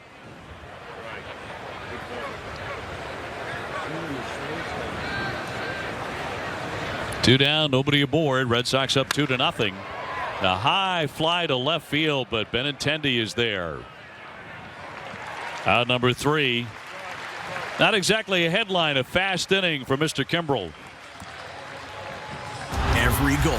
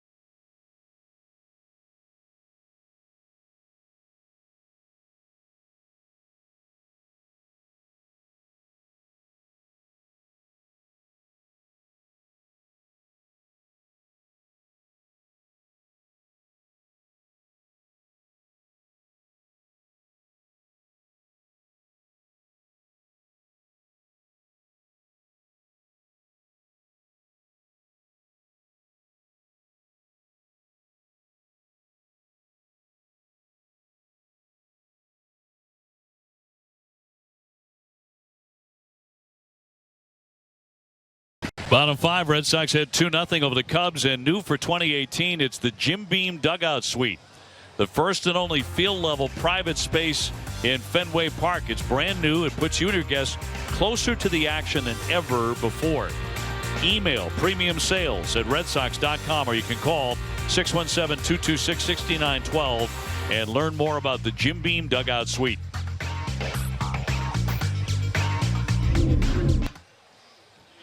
Pedro Strop has been battling through a bit of an injury this spring. Will take over now on the mound for Chicago. DeJesus remaining in a game along with Brock Holt. So they'll bat 1-2 against Strop. Very tough 2.83 ERA and used a lot last year.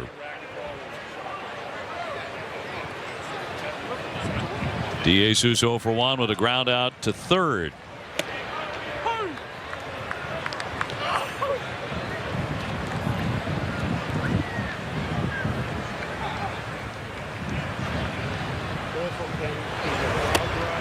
And a wave and a miss for a strike. I think, you know, when you listen to Mitch talk to TC there a moment ago, it's obvious when you hear certain phrases from a ball player at the end of spring training, how they feel about their ball club, how the Red Sox feel about themselves is really, really strong. Yeah, you know, you'll interview any player on any team on this time of the year, and they'll say, oh, we're going to be a good ball club and this and that. But the Red Sox firmly believe that. I mean, just look around the field. They know they've got a good ball club and a good pitching staff.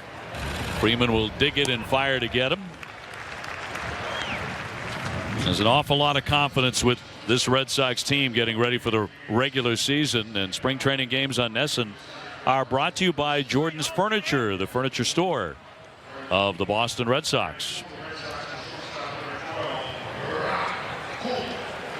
Here comes Brock Holt for the second time today. He's grounded to second base. 0 for 1.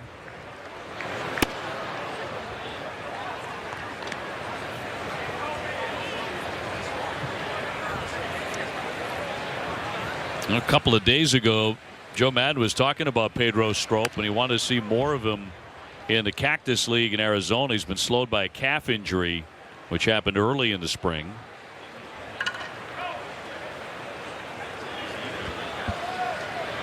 Getting another look at him today just to make sure he's ready for opening day. They'll be in Miami. Part of a very good bullpen. There's only a couple of nasty sliders so far in this game today, and that fastball's been in the mid-90s.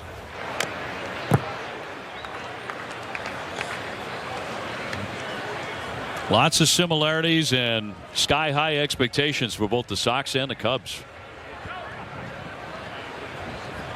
With a strong young core on both clubs.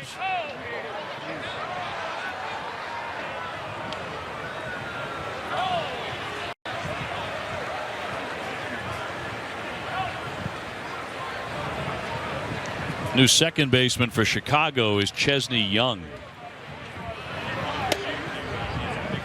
1-2 on Brock.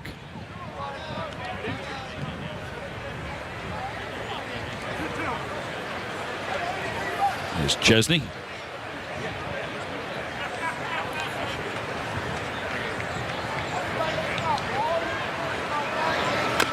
One-two foul to play.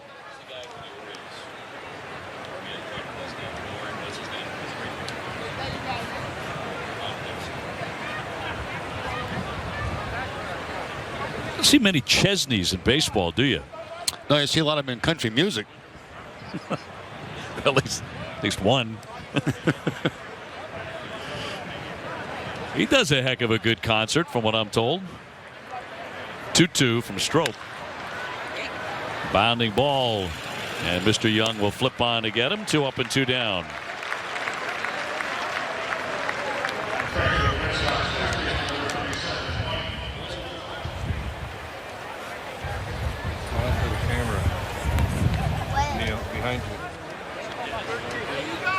Zagunis in right field.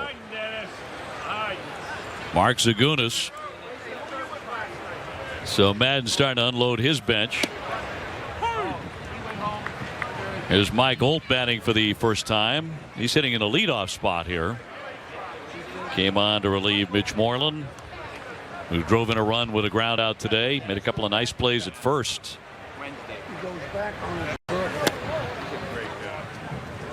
On a very tough day with the wind and the sun.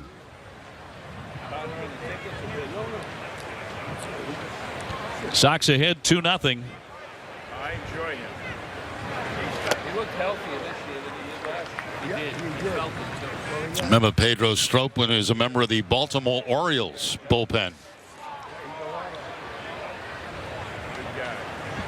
He's going to be a very valuable guy for Chicago again. 1-2 on the way. I miss a lot of him. Foul at the plate. Well, when I sit here, I ask him, he's up on that, and He knows.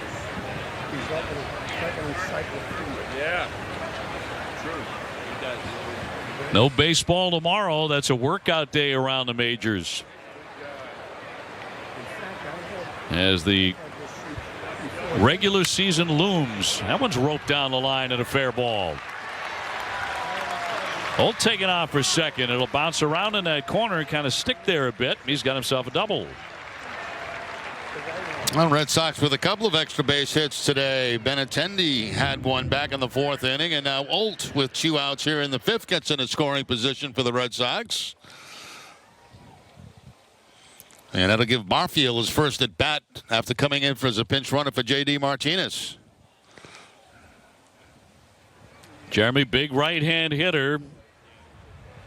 Hit 21 home runs in just 92 games for Portland last summer. 6'5", 235. Outstanding family history. His dad, Jesse, played over 1,400 games in the majors over 12 seasons. And his brother Josh was a second baseman. Played for both the Padres and the Indians. 0-2. A nasty pitch there on the outside part of the plate. Barfield Looked like he was looking for something inside the way that front foot was going, and did not get it.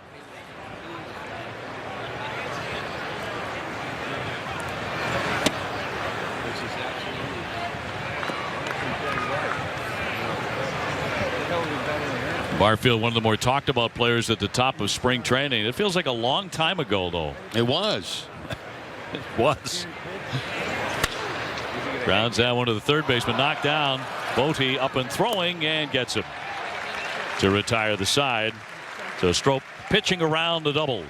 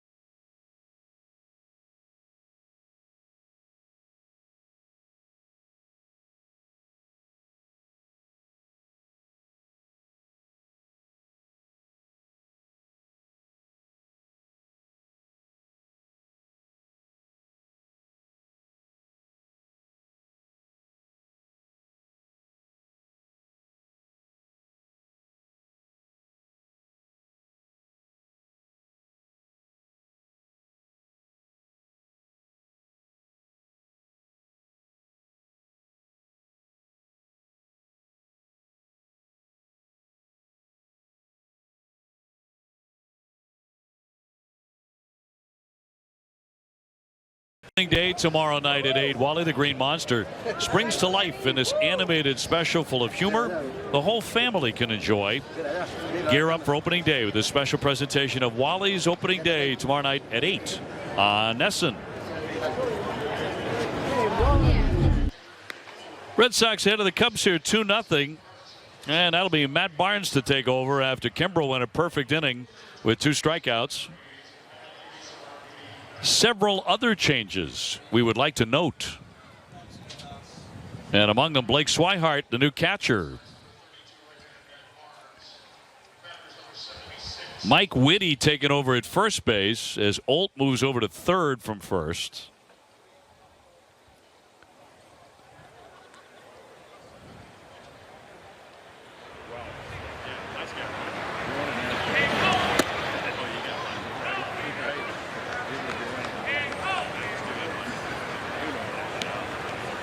Red Sox have out-hit the Cubs 6-3.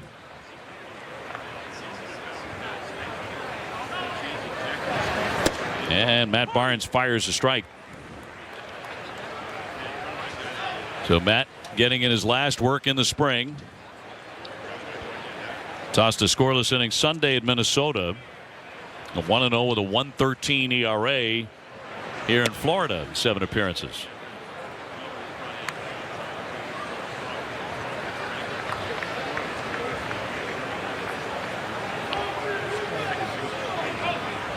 Sox got a very solid outing today out of Hector Velasquez, who will start the 4th game of the regular season, the last game of the series at Tampa Bay.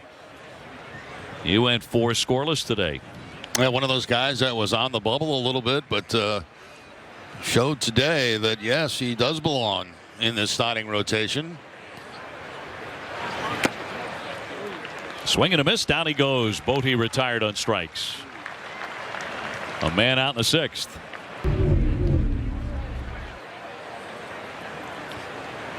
Bonds going with the fastball just above the belt to get no contact on that swing.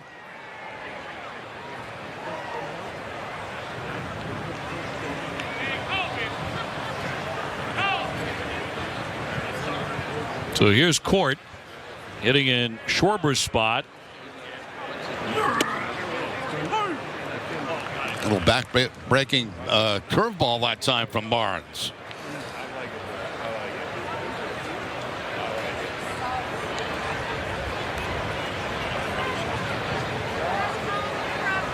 And last year appeared in 70 games, 7-3, 3.88 ERA. Set career highs in games and innings and wins.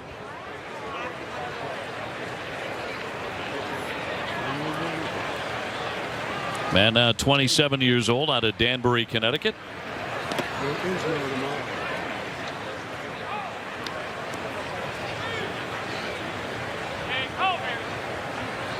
Only 2 runs in the ball game. The Sox got him in the bottom of the 4th inning.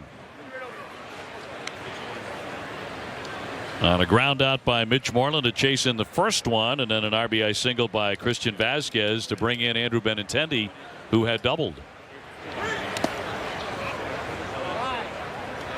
Benintendi went 1 for 2. Well, he was in the ball game, so going to wind up hitting around 400 for the spring.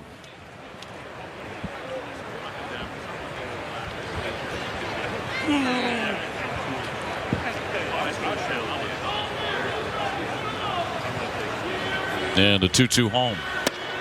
He got him.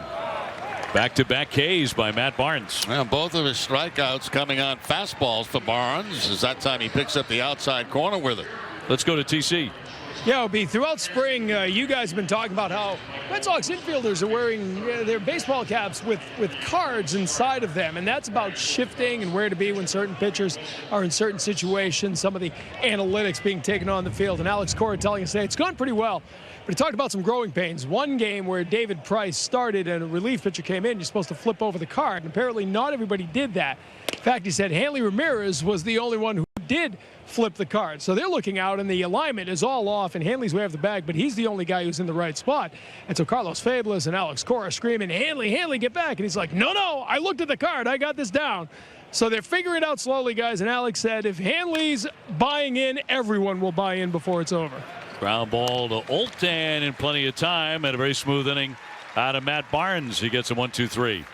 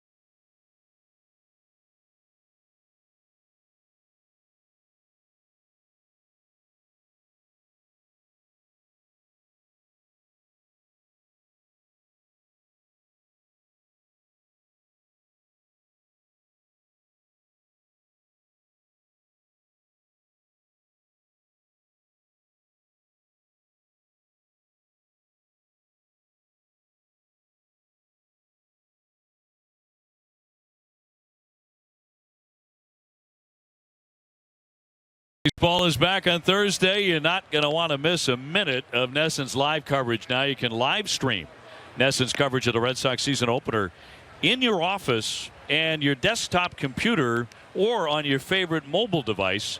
Just visit NESNGO.com and download the NESN Go app before opening day, which is Thursday. 4 o'clock first pitch against the Rays.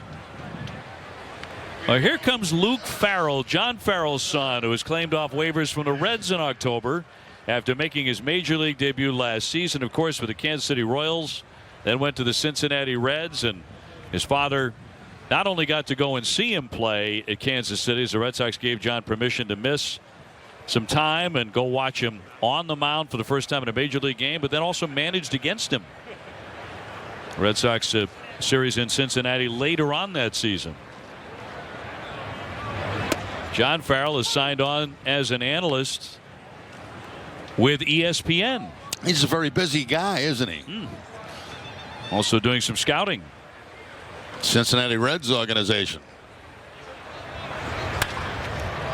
Wrapped toward right field, but picked off by the first baseman for the out. Zobrist with the catch.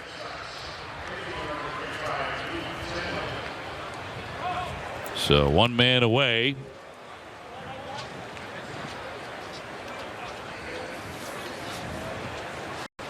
And Tendler is next.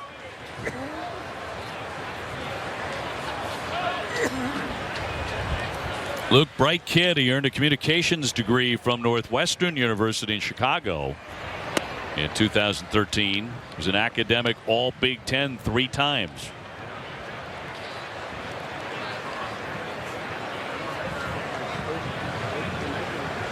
Tendler is first at bat, and he laces a single into left field.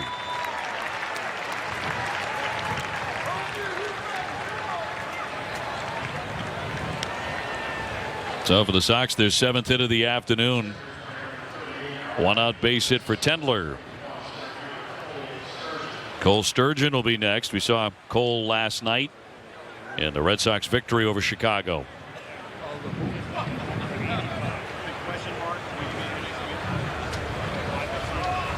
The opening day matchup will be Chris Sale against Chris Archer. So it should be a dandy to get things started. We will have it for you here on NESN at 4 o'clock. Of course, join us for the pregame festivities,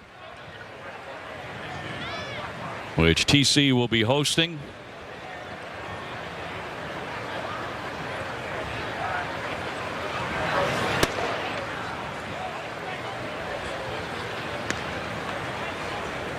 Farrell's fastball at about 92, 93 miles an hour so far in this game. Very tall and lanky.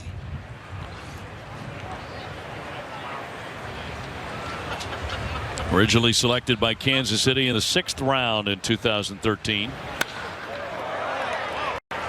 Base hit, that'll sink into center field. That'll chase Tendler down to second base. So Sturgeon is on.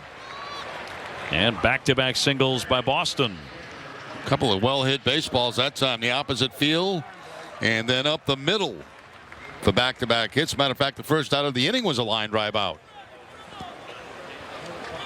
Well, Blake Swihart now in the game at the catcher spot, trying to keep that offensive position going along in good shape, because Christian Vasquez went 2 for 2 with an RBI. Well, he was in there.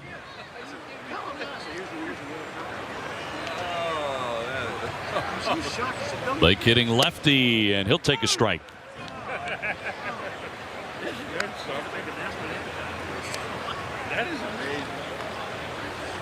And fans getting their last fill of Florida baseball here today. Be another sellout at JetBlue. Every single game in the history of this ballpark is sold out, of course.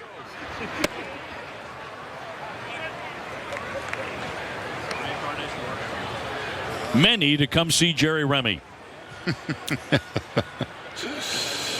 That's been great being down here doing these last few games, the last 5 games. Of course, been down here for the whole month, but especially nice to be back to work. Fouled off. Partner, you have sounded terrific. You're right back in the swing of things. That only took about an inning. But just so great to have you back. I know I speak for, Red Sox Nation from coast to coast and all over the world. I mean, after what you've been through, to be able to come back to work as you have, it's really a godsend. That's been fun. It's been a change of pace, that's for sure, and a much better change of pace to come back to work. But I've had a ball. I've been down here since March 1st. Had a chance to come up and visit Red Sox camp on a number of occasions. Get an early morning walk in, which certainly helped a lot to get my wind back, and it was great coming up here. Sun wasn't even up yet. You walk around the backfields. It was terrific. And then now getting a chance to work the last 5. I can't wait for opening day. 1-2, and in there to catch him looking, strike 3. So 2 away for the Sox with runners at first and second. The season ticket plans provide fans with the best seats, price, and benefits the Sox have to offer. Plans start at 10 games and are available right now. For more information, you can go to redsox.com/season tickets or call 877-RED-SOX-9 right now.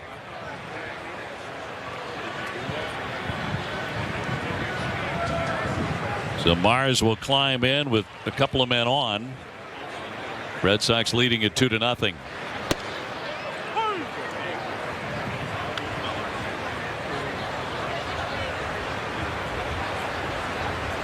Of course, Jerry will have the lion's share of the broadcast this season. Dennis Eckersley will return as well in the broadcast booth, and Johnny Gomes is going to call some early games when we go to the West Coast.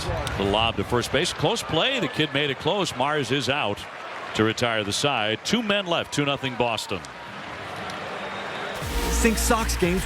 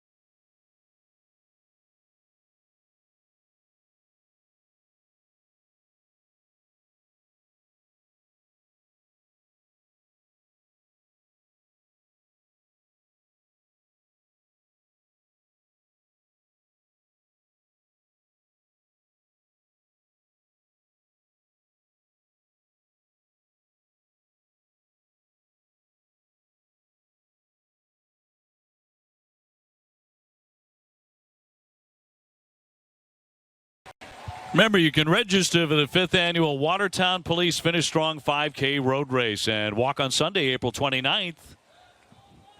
Sign up at NESN.com/finishstrong. Sox leading it here 2-0 on a windy, sunny day in Florida. And this is Marcus Walden out of the bullpen. Right-hander, 5'10", but 200 pounds, 29 years old. Fresno, California, his home. And he is on the roster. Walden's only appearance on an active major league roster came 4 years ago when Toronto purchased his contract from AAA Buffalo, but he did not appear in a game, and he was optioned out just a few days later. One of the reasons they chose Walden because he had a good spring, obviously, and the fact that he can give them some innings, you know, especially early in the year when the starters might not go as long as they do later. Rolled over, and Nets are up and over to get him. 1 man away. Zobrist 0 for 3. Let's go to Tom Caron. Yeah, OB, you just talked about that call-up that Walden got in 2014 with the Toronto Blue Jays. Was up there 5 days, never got in a game, and was returned to AAA Buffalo the next day. He said it was not a big deal at the time. He figured he'd be back. Sure enough, he was designated for assignment the following year, and all of a sudden, 3 years ago, found himself pitching in independent league baseball. He thought his career was close to done, but he said he stuck with it, and the Red Sox gave him a chance last year. Says he's a lot tougher now mentally, and he thinks he's a much stronger player because of everything he has been through. But I guess the question is, guys, if you get called up for one game and it's a cup of coffee, what when you get called up and you don't get in a game? Did you spill the cup of coffee? What do you call that? We need a name for that, OB. Yes, that's a good one, TC. Work on that. You don't even get a sip, right? Now I still call it a cup of coffee because you get to enjoy big league life for a few days. You know, the meal money and the clubhouses and everything that goes along with that. The big stadiums. So I would still put that in the class of a cup of coffee. Well, after that, he played for Sacramento, Midland, Pensacola, Lancaster. That was the independent league team TC talked about. Chattanooga, Rochester, last year with the Paw Sox. It's amazing to be able to, have the wherewithal to stay with it for that long. I mean, knocking on the door of 30, and it hasn't happened yet, except for that brief call-up, and he never appeared in the game. You really have to start to doubt yourself and your dream.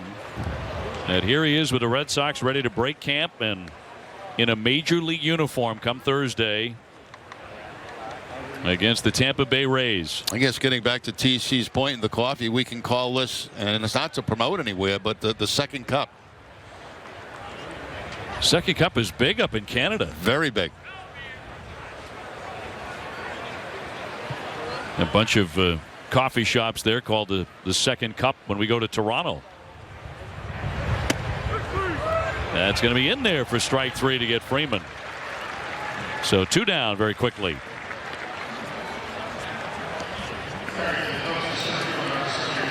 Exactly right. Nice recovery, because I don't think any of us is ever going to get an opportunity to go on a cruise again after last night. You guys better not mess up my Dunkin' Donuts. That's life-changing right No, that ain't going anywhere. Well, that's all on Dunkin' Donuts. I'd be willing to give the cruise another try. Alone. What do you mean? You're not going to take your wife out? I was looking at you like, I know you're not going to be on it, but I'm one of those guys that just prefers to go land someplace and spend the time there. Feet on the ground. Yeah. To each his own, But you got to try everything. You really do. At least once.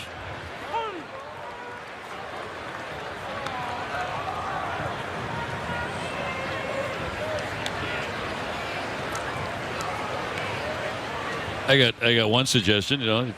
If a guy comes up, and he's gone a few days later, never appears in a game, you call that a cup of decaf. Okay. That's pretty good. That took an Ivy Leaguer, Doug Glanville, to come up with that one, so that makes sense. Good one. So he's already had his decaf. Now he's going to get his regular. The real thing.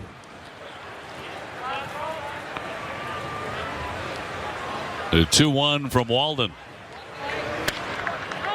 Behind first and a fair ball. And that will retire the side. Red Sox relief pitching has been excellent. Pitching all day has been excellent. Up 2-0.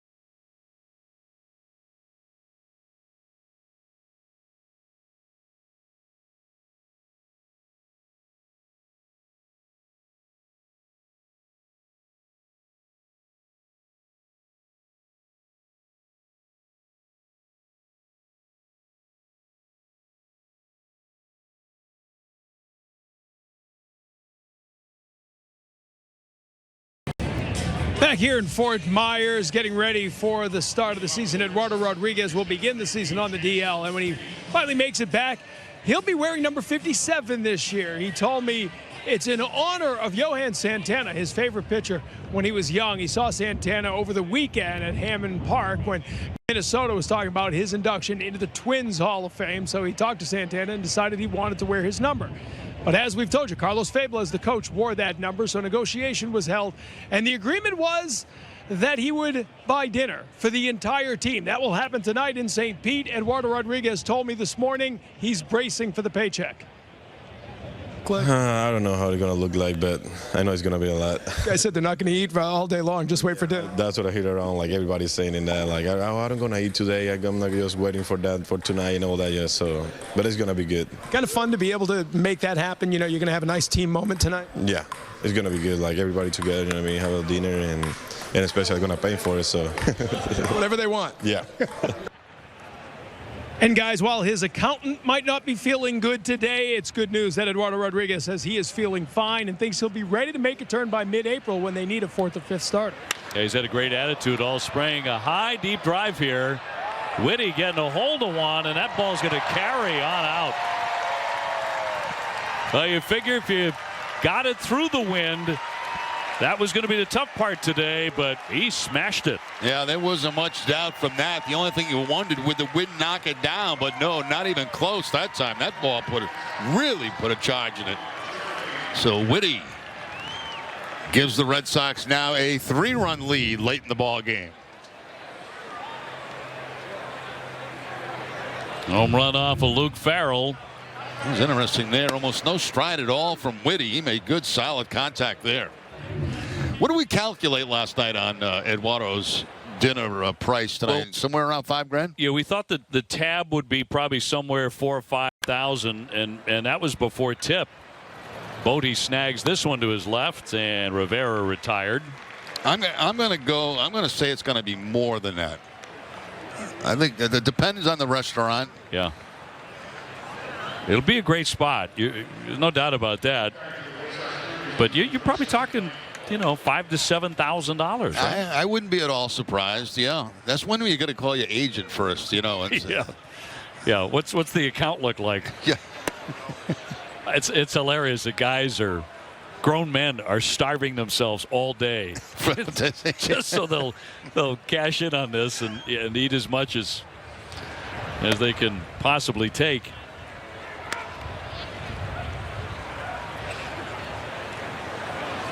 And no surprise that Erod is such a fan of Santana's. Man, when he was in his prime, Santana, he was as good as anybody I can remember. Yeah, not a big guy either. Probably about maybe I'd say 5'10" tops, but very strong, powerful legs. And in that regard, he reminded you of Pedro. The stuff and the fastball and everything else. But boy, he was as smooth as silk. He was a great pitcher for quite a while. Busted bat. Back to get it, the second baseman for the out as Young puts it away. So 2 down, and Barfield is next. And I remember Santana when he was with the Mets. He threw a no-hitter. And it was one of those no-hitters where he threw a ton of pitches, but the Mets had never had a no-hitter. And Terry Collins was the manager, right? And he took all sorts of guff for that later, for leaving him in as long as he did. It was a great moment for the Mets, historic moment for them, but Santana was never the same guy after that. That's going to be an awfully difficult decision for a manager to make. I mean, how many no-hitters do you see? And then you see that pitch count go up and up and up and up, and boy, it's going to be a very difficult decision to have to make, and it apparently did not go in the manager's favor. No, he said he had a hard time with it that night and the rest of that season, and always second-guessed himself. Should I have done that? Allowed him to do it, but it was the first for the Mets. Barfield looking at a strike, 1-2.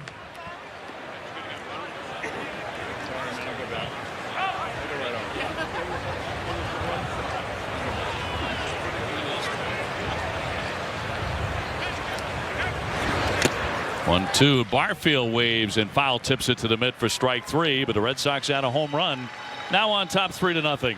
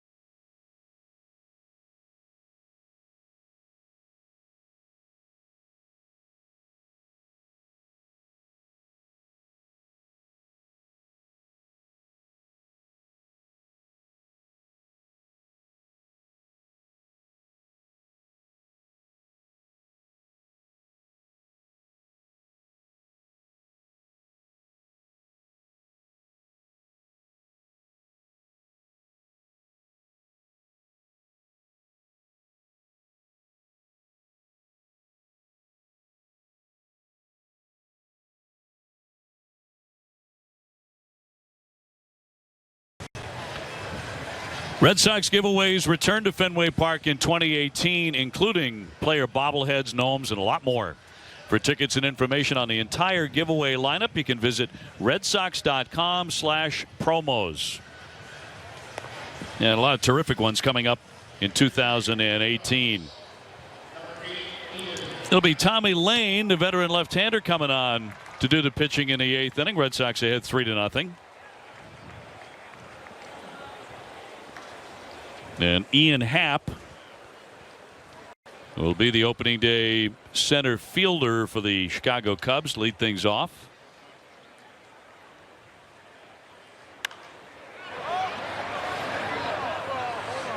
Now we're talking about Johan Santana's no-hitter for the Mets, the first in franchise history in June of 2012. He threw 134 pitches. Now, you know, you played behind a guy who, that was cake. I mean, 134 pitches, no big deal for Nolan Ryan. He had 134 through 6. Right. But, you know, Santana was older then, and he had a pitch limit of 115 that day, and to this day it haunts the manager, the then manager Terry Collins, that he left him in.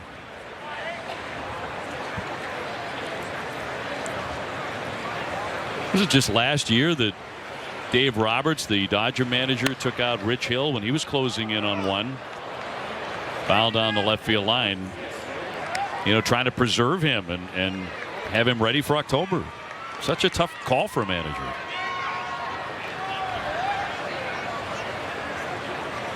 Sox up 3-0. Not many hits for the Cubs today. They only have 3. Boston pitching's been excellent. Velasquez went 4. Kimbrel was lights out. He went one outstanding inning with 2 Ks as Rivera will set down the runner. Matt Barnes, Marcus Walden, now Tommy Lane all working and very effectively. You know, one thing we should mention, and Alex Cora has mentioned this many times to the media, how impressed he's been with the young players that have come up from the backfields to play in these games for the Red Sox, and how well they're coached down there. He said, you know, we don't miss a beat when we put these young kids in. They know where to position themselves. They know what they're doing. He says that's a credit to the organization and those instructors who work with them in the minor leagues.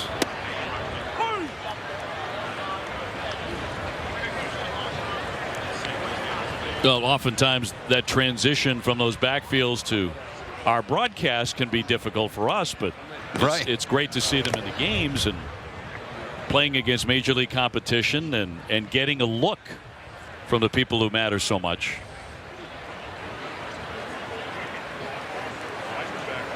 And every once in a while you have a Bobby Pointer situation, a guy who kind of comes out of nowhere to make your team because he gets into these games. And that's great for the organization. Rope down the left field line. That's going to be a fair ball. Off into the disappearing corner, and a dive into second base. That'll be 2 bags as Happ rips one for a double. It's been a long time since there was a hit for the Cubs, but the double now with 1 out here in the 8th. Dave? Well, Red Sox baseball is back, and Essen bringing you extended pregame coverage of opening day ceremonies. Join us on Thursday at 2:30. TC, Jim Rice, Steve Lyons get you ready for the new season. Don't miss Red Sox opening day on Nesson Thursday afternoon beginning at 2:30.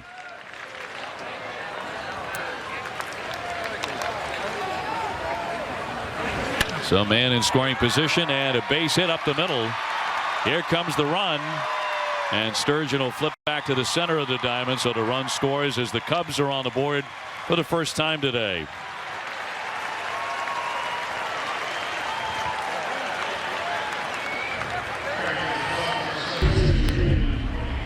Right back through the middle for the first run of the day for the Cubs. Top spin ground ball that's quickly going to get by Netzer, the second baseman. Sturgeon throws it back in towards second base. Looked like the shortstop Rivera was not even looking at the throw. Maybe he expected it to go home. Zagunis with the base hit to pick up the RBI.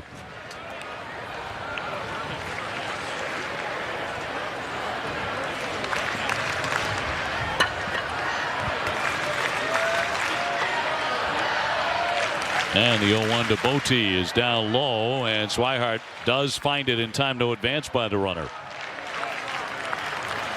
So 3-1 game here in the 8th inning.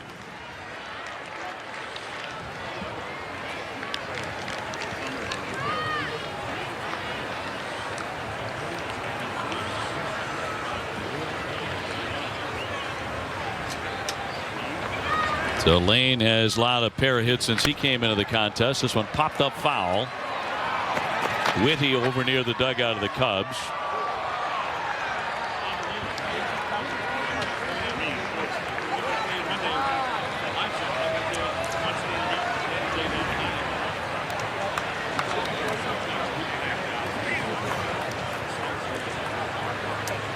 Cubs have a number of changes on the coaching staff, as we mentioned, among them a new pitching coach in Jim Hickey, who used to be the pitching coach for Joe Madden at Tampa Bay.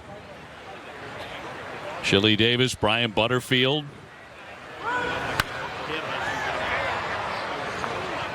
Very strong staff.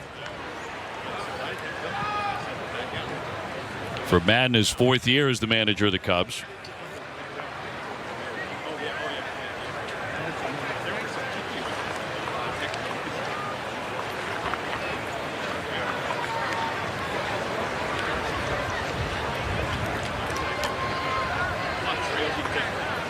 Red Sox and the Cubs have only played each other 15 times in their history. Slight advantage for Chicago, 8-7. Red Sox won the series last year 2-1. A wave and a miss, and he goes down on strikes. Out number 2. Red Sox season opener just around the corner. You don't want to miss a game, and import the NESN Red Sox calendar into your favorite calendar program, and on any device you can get automatic alerts 15 minutes prior to each game, including matchups, streaks, easy access to streaming, and more. Visit NESN.com/schedule to import that schedule before the season opener Thursday afternoon at 4 o'clock.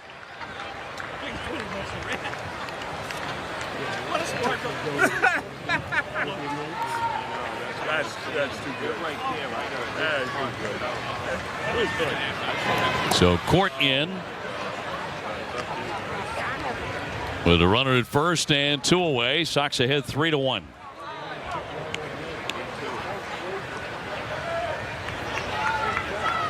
Court's had a really fine spring at .360 with 4 home runs.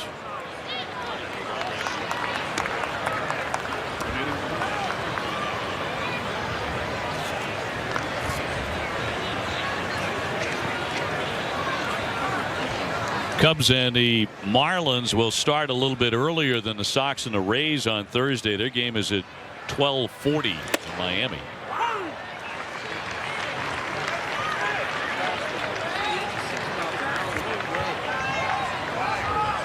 Cubs just completed their 40th consecutive spring in Mesa, Arizona. It's the longest active streak in the Cactus League. 2-2.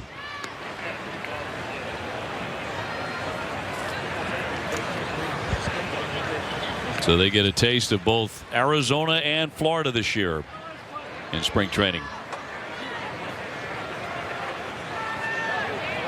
And Lane with a 2-2 and a breaking ball. Well, he went down.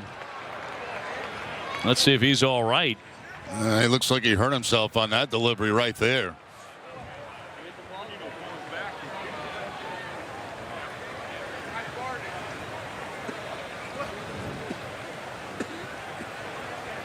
You see right there as he immediately grabs for his back. And he's immediately going to come out. Tommy went down real fast on that knee. Tommy will not be on the major league club, but with major league experience, and quickly departs here. So the Red Sox are going to have to go to the bullpen. We'll take the break. And a new pitcher will inherit a 3-2 count. Red Sox ahead 3-1. We're back with more in a moment.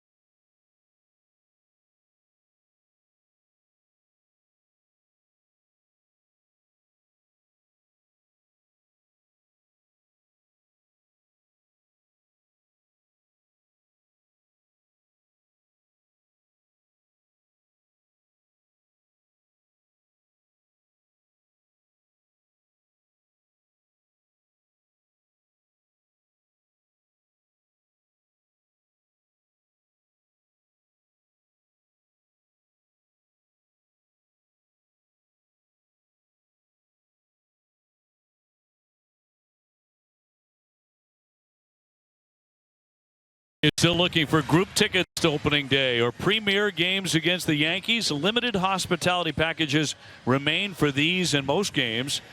Right now you can visit redsox.com/groups for more information.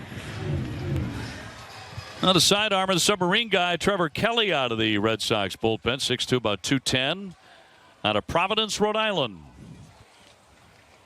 He was with Salem and Portland last year. And again, inheriting a 3-2 count, 2 down, a runner at first base. With a runner taken off, and he's going to walk him. That'll be charged to Tommy Lane. So first and second with 2 away. And Chris Jimenez will step in next.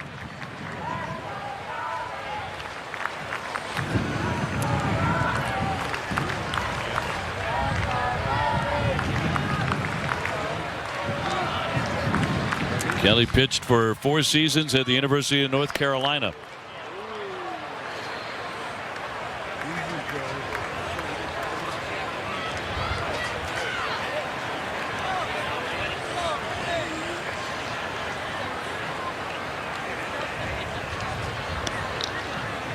Trying to get that third out here in the 8th inning. The Cubs on the board for the first time today.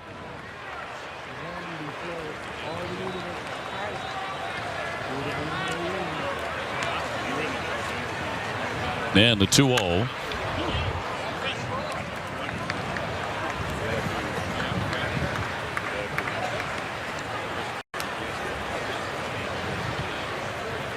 Red Sox do own the best record in the majors this spring at 21-9-1.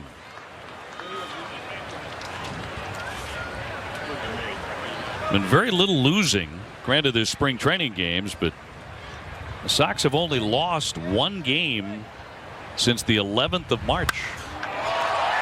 Line to right field. That'll drop in for a base hit. Another run will come in to score as the throw is cut. And men on the corners. Cubs making a late charge here today. Yeah, all of a sudden you got a ball game, a 3-2 game. That's pretty impressive right there, taking that fastball from the side armor inside and driving it to the opposite field, tailing away from Tedler out there. So the Cubs have that potential tying run at third base now with still 2 outs in the inning. Navarro to dig in, first and third, 2 away. 3-2 game.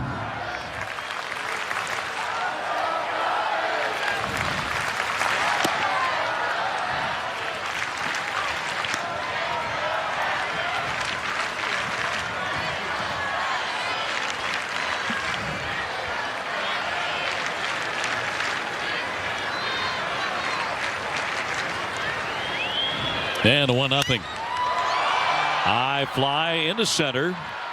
Sturgeon called off.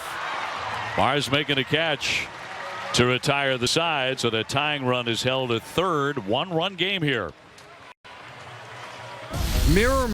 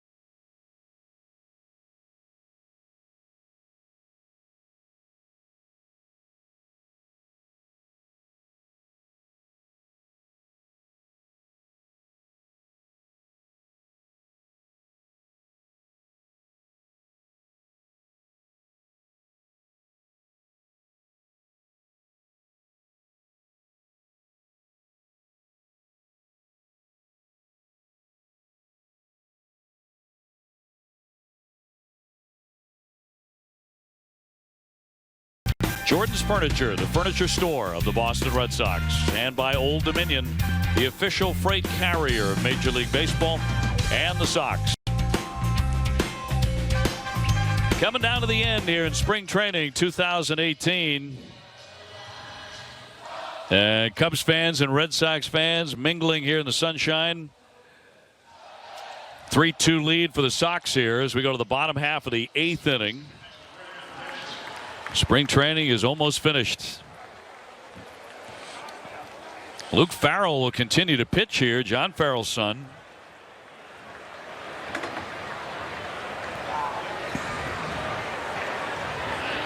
That's it'll lead things off here. Tendler on deck. Red Sox have gone heavy to the substitutes over the last several innings. Although today Mookie Betts started, and so did Jackie Bradley and J.D. Martinez, Andrew Benintendi, among others. Yeah, most of the starters in the ball game today getting a couple of at-bats on both sides, the Cubs and the Red Sox. Cubbies.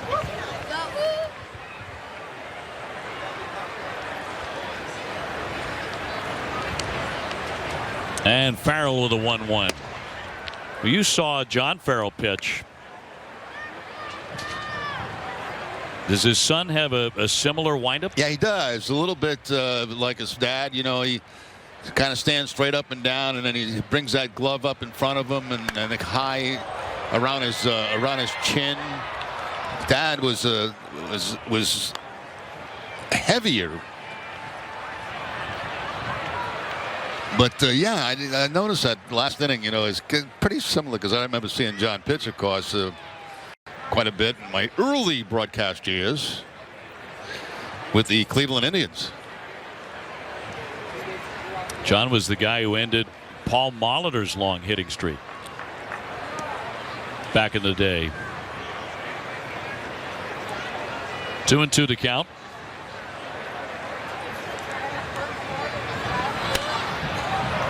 Fly ball and a routine play coming on Zargunis to make the catch. You said you heard from Terry Francona last night, huh? I did. I got a text from Tito during the game saying that looked good, sounded good, and congratulations and all that stuff. Yeah. So that's very nice of Tito. It's as classy as ever. Let's go to TC. Yeah, hey, OB, these are not Joe Madden glasses that we're rocking here, okay? These are provided to us today by the Red Sox social media people, Kelsey Doherty, who runs those. These are actually glasses with a video camera in it. And I'm not sure as I push it if you can see the light start to move here, but that'll fire off 10 seconds of video.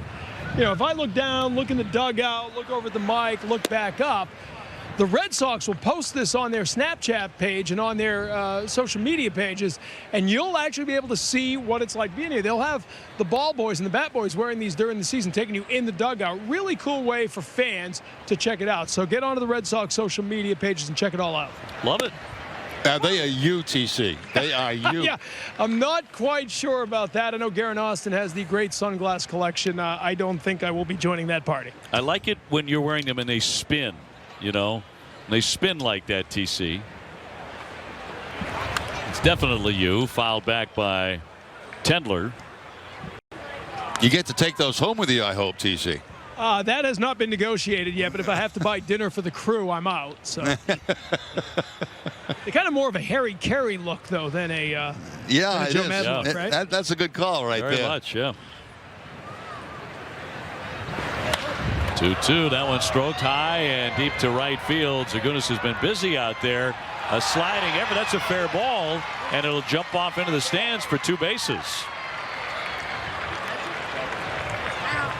That spot in the lineup, the cleanup spot, has done good work today. It's the 3rd hit out of the 4th spot. And Tenlo this time, 2 doubles.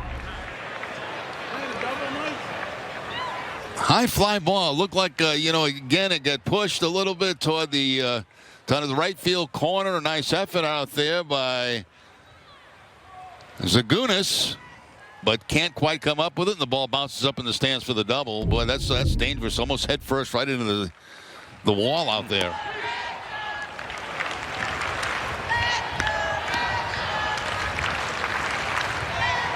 So it'll send up Cole Sturgeon He wore that on that effort.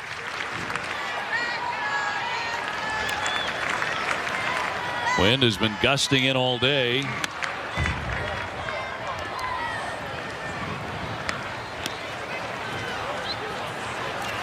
Red Sox still got a home run from Jansen Whitty as he blasted one to left in the 7th inning.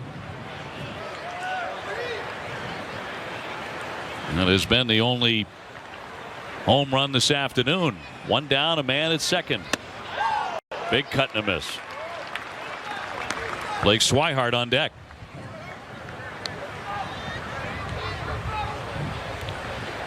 Opening day Thursday, Chris Sale. First Sale day of the year against Chris Archer.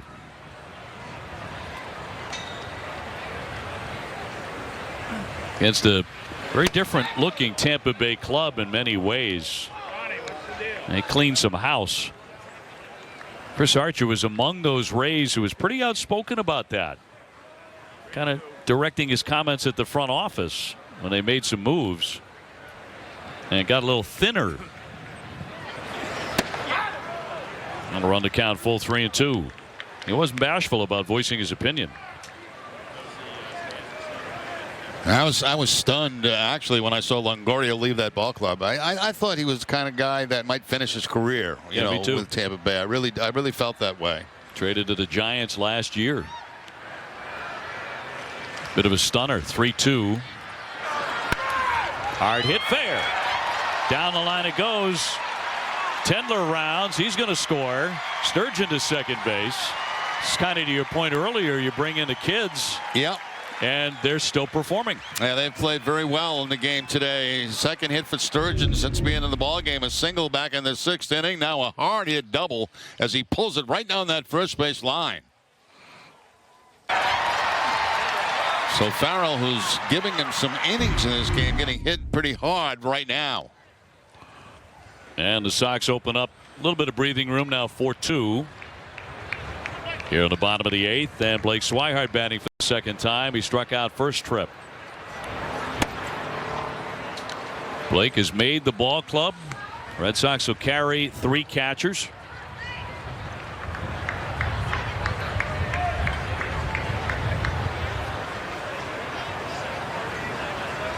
Blake, when he plays, likely to be at other positions for the most part, but should catch a little bit too.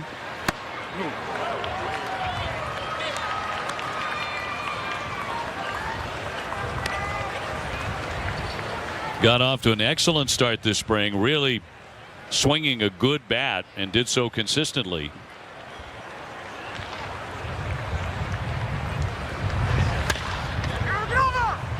To the first baseman. That'll be 2 down as Sturgeon advances from second to third.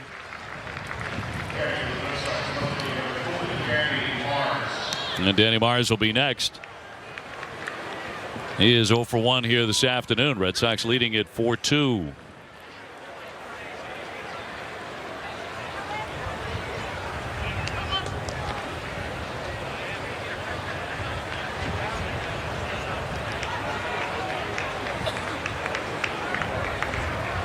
Sox have gone 13-1 in their last 14 games, and a bunt attempt popped up foul. Trying to surprise that third baseman with a man at third and 2 outs in the inning, trying to drop one down that third baseline. Pitch was a little bit high, and that's why he fouled it back. Trying to squeeze in another, not squeeze in, but a bunt in another run.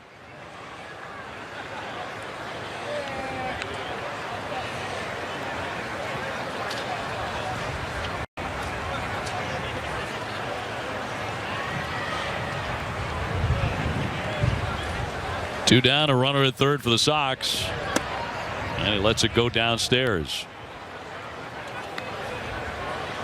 Mars, born in Atlanta, now lives in Sarasota, Florida.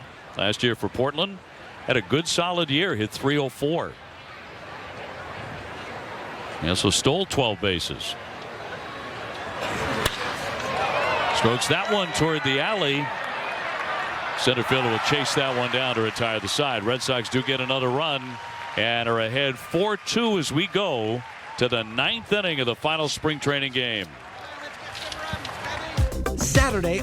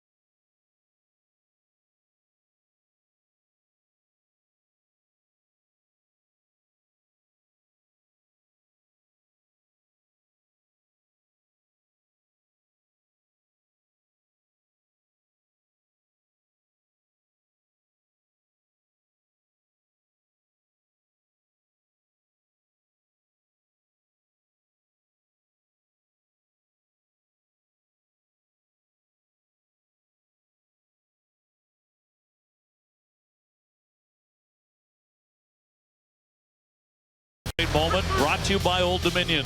Yeah, very disappointing outing for Kimbrel today. Only struck out 2 of the 3 batters that he faced in the ball game.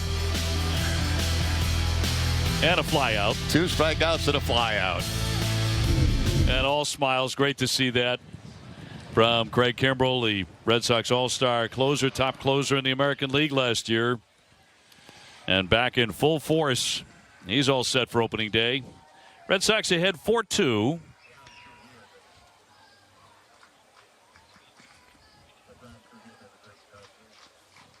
Grounds crew here, just a word, they've done a phenomenal job all through spring training. Field always looks wonderful here at JetBlue Park, which sells out every single day and night.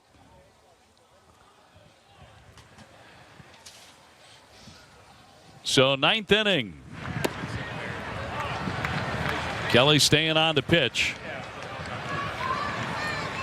Sox pitching has allowed only 6 hits all afternoon.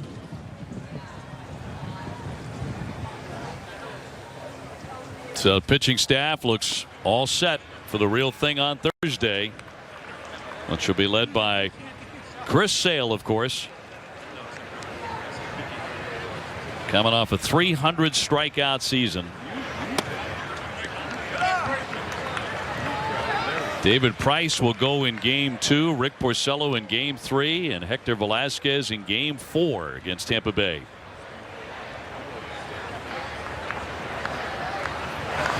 And a 3-1, a big cut and a miss by Freeman.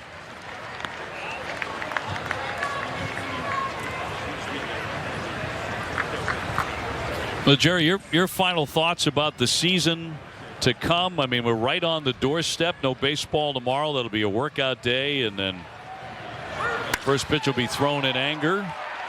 This one will sink into left field, knocked down by Mars. It'll be a base hit for Freeman. But we are oh so close. Well, we've talked an awful lot about, you know, this edition of the Red Sox, and I feel really, really good about it. I do. You know, the addition of J.D. Martinez, I think, plugs a hole where the Red Sox were missing last year, and that was with some power. The fact that you're going to have David Price back in the rotation, a healthy David Price, is another reason. Oh, that's huge, isn't it? Oh, it's incredibly huge, you know. And so, I mean, there's plenty of reasons for Red Sox fans to feel really good about this ball club. And, you know, I know they feel good about themselves. That's half the battle when you go out there. I think they're going to be a very, very competitive team. And you know, we've talked all spring about the Yankees, the Red Sox. That's how I see it breaking down in the American League East. I really do. But this is going to be a good club to watch. It really is. Well, it's a club that should score runs. You know, the pitching's going to be a real strength, but, you know, over and above J.D. Martinez, with the growth and development of Mookie Betts. That's a good point. That's a great point. Everybody else, you figure this team will score runs and should hit a lot more home runs than a year ago. Should.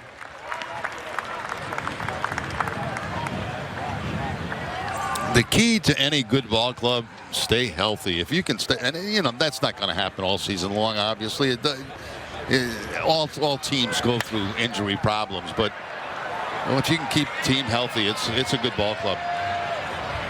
Rivera from short for the catch, and one away here in the ninth. I think it's going to be a fun team for the Red Sox fans to watch. You got strength in the pitching staff, you got strength in the bullpen, you've got good offense. It's just I feel, you know, a lot of people in opposition, you look at the ball club, you know they're not going to be competitive. You know they're not going to have a chance to win. We're fortunate enough to be covering a ball club that, yes, they're going to be in it. Yeah. In a big way. It's a Red Sox team that knows it's a good ball club. They know they're a very good ball club. And a long, long run and eyeing a World Series, return to the World Series is in their minds. Runner goes. Davis lunges after it, gets it down. Play at first base. Kelly gets there in time. 2 down with a man at second. I also feel it's perceptible for me that there's a little bit of an attitude, a little chip on the shoulder about all of the publicity that the Yankees got. Now, they acquired Giancarlo Stanton. Granted, they got an MVP. That's a great lineup they have. They have a strong pitching staff. It's a very, very good ball club. But as Chris Sale said during winter weekend, the Red Sox are the team that have won back-to-back division titles, and they added J.D. Martinez. They got better. And they batted David Price. And David Price is back full and healthy. And you've got, you know, for my money, the best closer in the game in Craig Kimbrell, who may work a lot of eighth innings this season, too. Mookie Betts, you know, right on the doorstep, if he's not already there, being a superstar and driving himself. And Nunez is back to play some second base. Pedroia will return in May. A lot of good things to look forward to. It'll be fascinating to see how Alex Cora manages. For the first time, he gets a ball club. How is that going to work out? That's going to be the case both in New York and in Boston. With Boone in New York and Alex Cora here in Boston. They both have loaded ball clubs. Well, going to be a blast. Can't wait to get it started. 1-2 the count. Certainly true of all of us at Nesson as well. Can't wait to start bringing it to you for real on Thursday afternoon at 4 o'clock.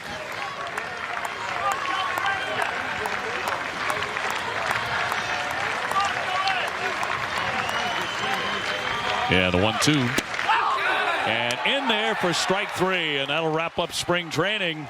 2018, the Red Sox with a win, and they sweep this mini series from the Chicago Cubs.